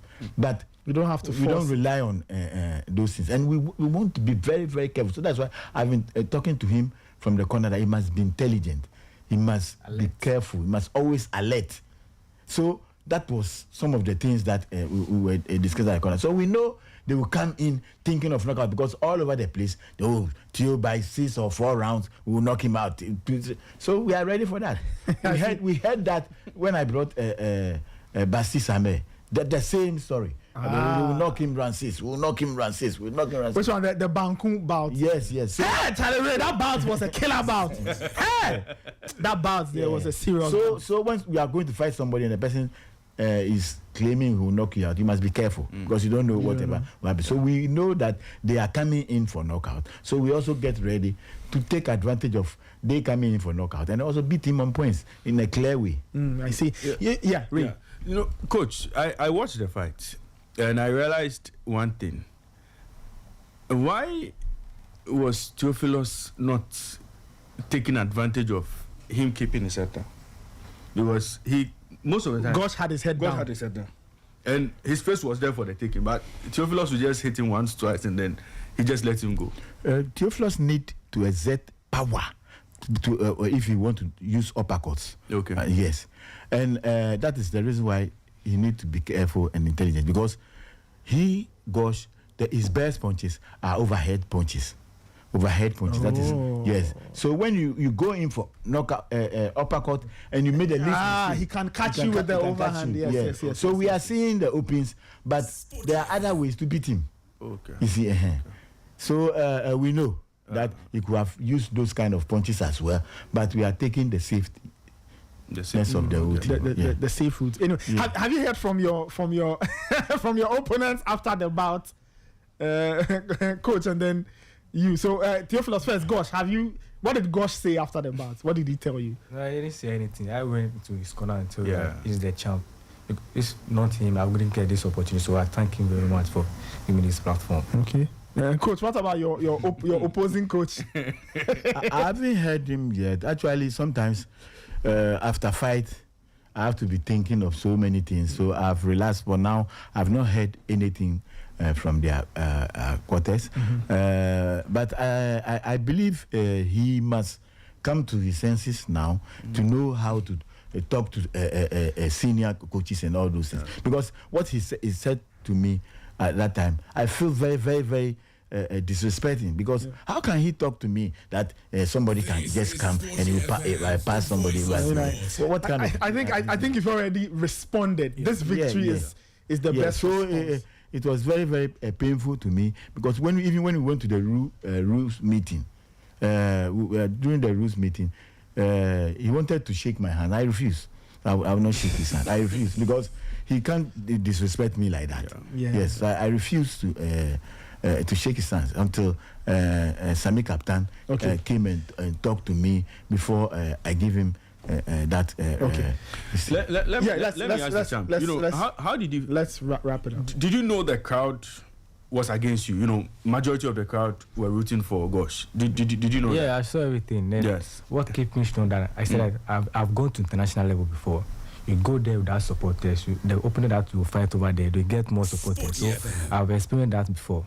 I have that kind of experience. So that's why I say the fans will not judge the fight for me. I will judge it myself. So that's why I have the judges and everything in my hands. So that's what I did in the ring. So you can see each round I faced my fans over there. I told them, they should. And they kept going. They kept going. You know, that's when they got the I don't want to kill their spirit. I want them to. You want them to the fans over there energetic. are more over than my fans, so I want my fans to do what to strong. Okay. And also I said that I would silence his fans over there. That's what I did. So Nathan, when we were getting down, why I was watching, when we were getting down, the guys were like, "Hey, Gosh, me we are here. You must have had a very good time. That's why I love the Emperor. You hear all kinds of things. Two quick questions, Coach. So, just your overall impressions of the event itself on Friday. What did you make of the event, the organization, how everything went? Yeah, I think we'll first and foremost thank the organizers. When I say the organizers, I'm relating to Sharaf Mama and Ahmed Khan. And then one special matchmaker who came to my gym to make the fight. It's called Ni Ukai. Okay. It was part of, but his name, nobody heard about him. And so I want to acknowledge Ni Ukai. He came to my gym and he was the one who made the fight. It wasn't we who challenged Gosh. The guy came to the gym and he asked us whether we want to fight Gosh. And I said, we are super flyweight. Why do you come to us and ask for bantamweight? And he said, we are looking for opponent for Gosh and we are not getting. So if you can fight, we'll get it. So it was, even Samuel Techi was also there. And then Samuel Techi told me, Coach, take that fight. then Theo himself also stamped it up, coach, I'll fight. So I wasn't actually thinking about that fight now, even though I spoke in his last fight that he can beat the super flyweight up to super bantamweight. I spoke that, even though I said that, I wasn't thinking about they coming to. So when New York came and approached us, we accepted it. And then after his fight, he went ahead and challenged Gosh. By then, the fight has been made already. Yeah. The time Theo wanted to challenge him in the ring, the fight has already been made. And so New York, I thank New York very much for giving us this opportunity. And also thank all the other matchmakers involved and our sponsors, SFC, all those who have been behind us. Some I can mention, some I cannot mention. We have a lot of people who support us, especially one like Alhaji Nusa. We like him very much. We know he's waiting for us to bring the title. He always tells me that he wants big title before we come to him. If it's not big title, he will not accept that. So we are also working hard to be able to go and meet him. And so we thank everybody. And this is something that we need to comport ourselves so that we have these opportunities time and time again. And also, the judges and the referees into it. Last time I spoke about it, that our referees and judges should always back up to be able to stand up to occasions like this, so that those kind of throwing stones and all those things will not come and spoil these opportunities that has been given to us. So I'm very happy, and it shouldn't only come from Sharaf. It should come from other promoters as well. They should also look up to how these things happen and make a good listen to it. Champ, final words. What's the next step? You are now the WBO African Bantamweight champion. What's the next step for you? My next step, I'm planning with my teammate to go back to Superfly, have the African title over there, which is we the WBC Africa. Yeah, planning our next match. Sure, that's what happened. And also, I'd like to use this opportunity to thank each and everyone who came to the Bukum Boxing Arena to come and support me. Those who came and those who didn't came. Yeah, I thank all my fans from Atupai, Green Light, even Buko and Jamestown as well. And also, thank Sports FM too as well, because this is my second time coming here. Yeah. And always I'll be coming here with many titles. Thank you. Yeah. Please come with more titles. We want the big ones too. Title, definitely I'll bring it here. Please bring it here. And to make it clear, Theophilus has only 11 professional fights with 3 titles. 11 professional fights with 3 in 11 months. Yes, 3 titles within 11 months. And this tells you what he is. He has in his pocket coming. 2 weight divisions. And 2 weight divisions. 2 weight divisions. Wonderful. But you know, Ray, Nathan, let's conclude. I think for listeners who may not have been at the Bukum Boxing Arena, maybe they should go back and watch the fight. If you talk about a talented boxer, I think Theophilus is hype. He's a very, very talented boxer. I was looking at him and I saw a few of the boxers who came. Even American's brother, I saw them. His confidence in the ring, his ring craft. You know, ring craft is everything. Yeah. How movement. Yeah, his movements in the ring, his footwork and everything, how he dances around his opponent, very good talent. And I'm praying to God that he gets, management that can push him to the next level. Because if you are looking for a world title shot, flyweight or bantamweight, he's really up there. He knows how to fight. So it was almost like a boxer versus a fighter. So Gosh came off as a fighter, and he came in as a boxer. Fantastic fight, and I think that the sky's the limit. You were speaking to American after. What was he telling you? I saw you in a conversation with him. What was he saying? Oh, that one you want to? He was talking about fight. I mean, like you get me talk to my teammate and get you a fight. Because you need a huge shout. No, he's a good boxer. Nathan, okay. No hype. I was impressed. I hadn't seen him fight before, but I watched him and look. If we give him the needed support, that's a world champion sitting there. Wonderful. Congrats once again, Theophilus Bakpo Alote. He's the new WBO African Bantamweight champion. He defeated Daniel Gosh. over the distance, dominated on the cards. Coach Oforiasari, thank you so much. Congrats once again. You've done big things, and we hope that bigger doors will open for you and the team. Wonderful. That's how we ended this morning on the Sporty Breakfast. My name is Nathan. Raymond Yamado was here. He's my wingman. We had great company. Michael Asai was here. Michael Akumia was here. Shout out to the entire production team. Abigail Immortal, Angela Nanekia. Shout out to my DJ Fidelis. Shout out to Fly. Shout out to Emmanuel Ayamga. Shout out to everybody who tuned in. Now remember that the coverage of the Club World Cup on Sporty FM is proudly brought to you by Electroland Ghana. If you want proper appliances, go there. Go there. They are the people giving you NASCO, all the great NASCO brands. Go there. Don't go and buy it from some corner and you have problems. Go to Electroland Ghana. They'll give you the best. Now, next Wednesday at the University of Ghana Stadium is the 4th edition of the All-Star Festival. It will light up the place. Light it up. Southern Sector Stars versus Northern Sector Stars. Come and see the big boys. Kwame Poku, Osman, Ibrahim, Suleimana Ibrahim, Felix Afenajan, Thomas Partey, the whole shebang. Tickets are going for 100 CDs, 50 CDs, 30 CDs. Come and enjoy a great midweek day. Wednesday, the 18th of June at the University of Ghana Stadium in Legon. 4 p.m., that's when everything will begin. The 4th edition of the All-Star Festival, the stars are coming. All right, we'll catch you later. This has been the Sporty Breakfast. Keep your dials on Sporty FM.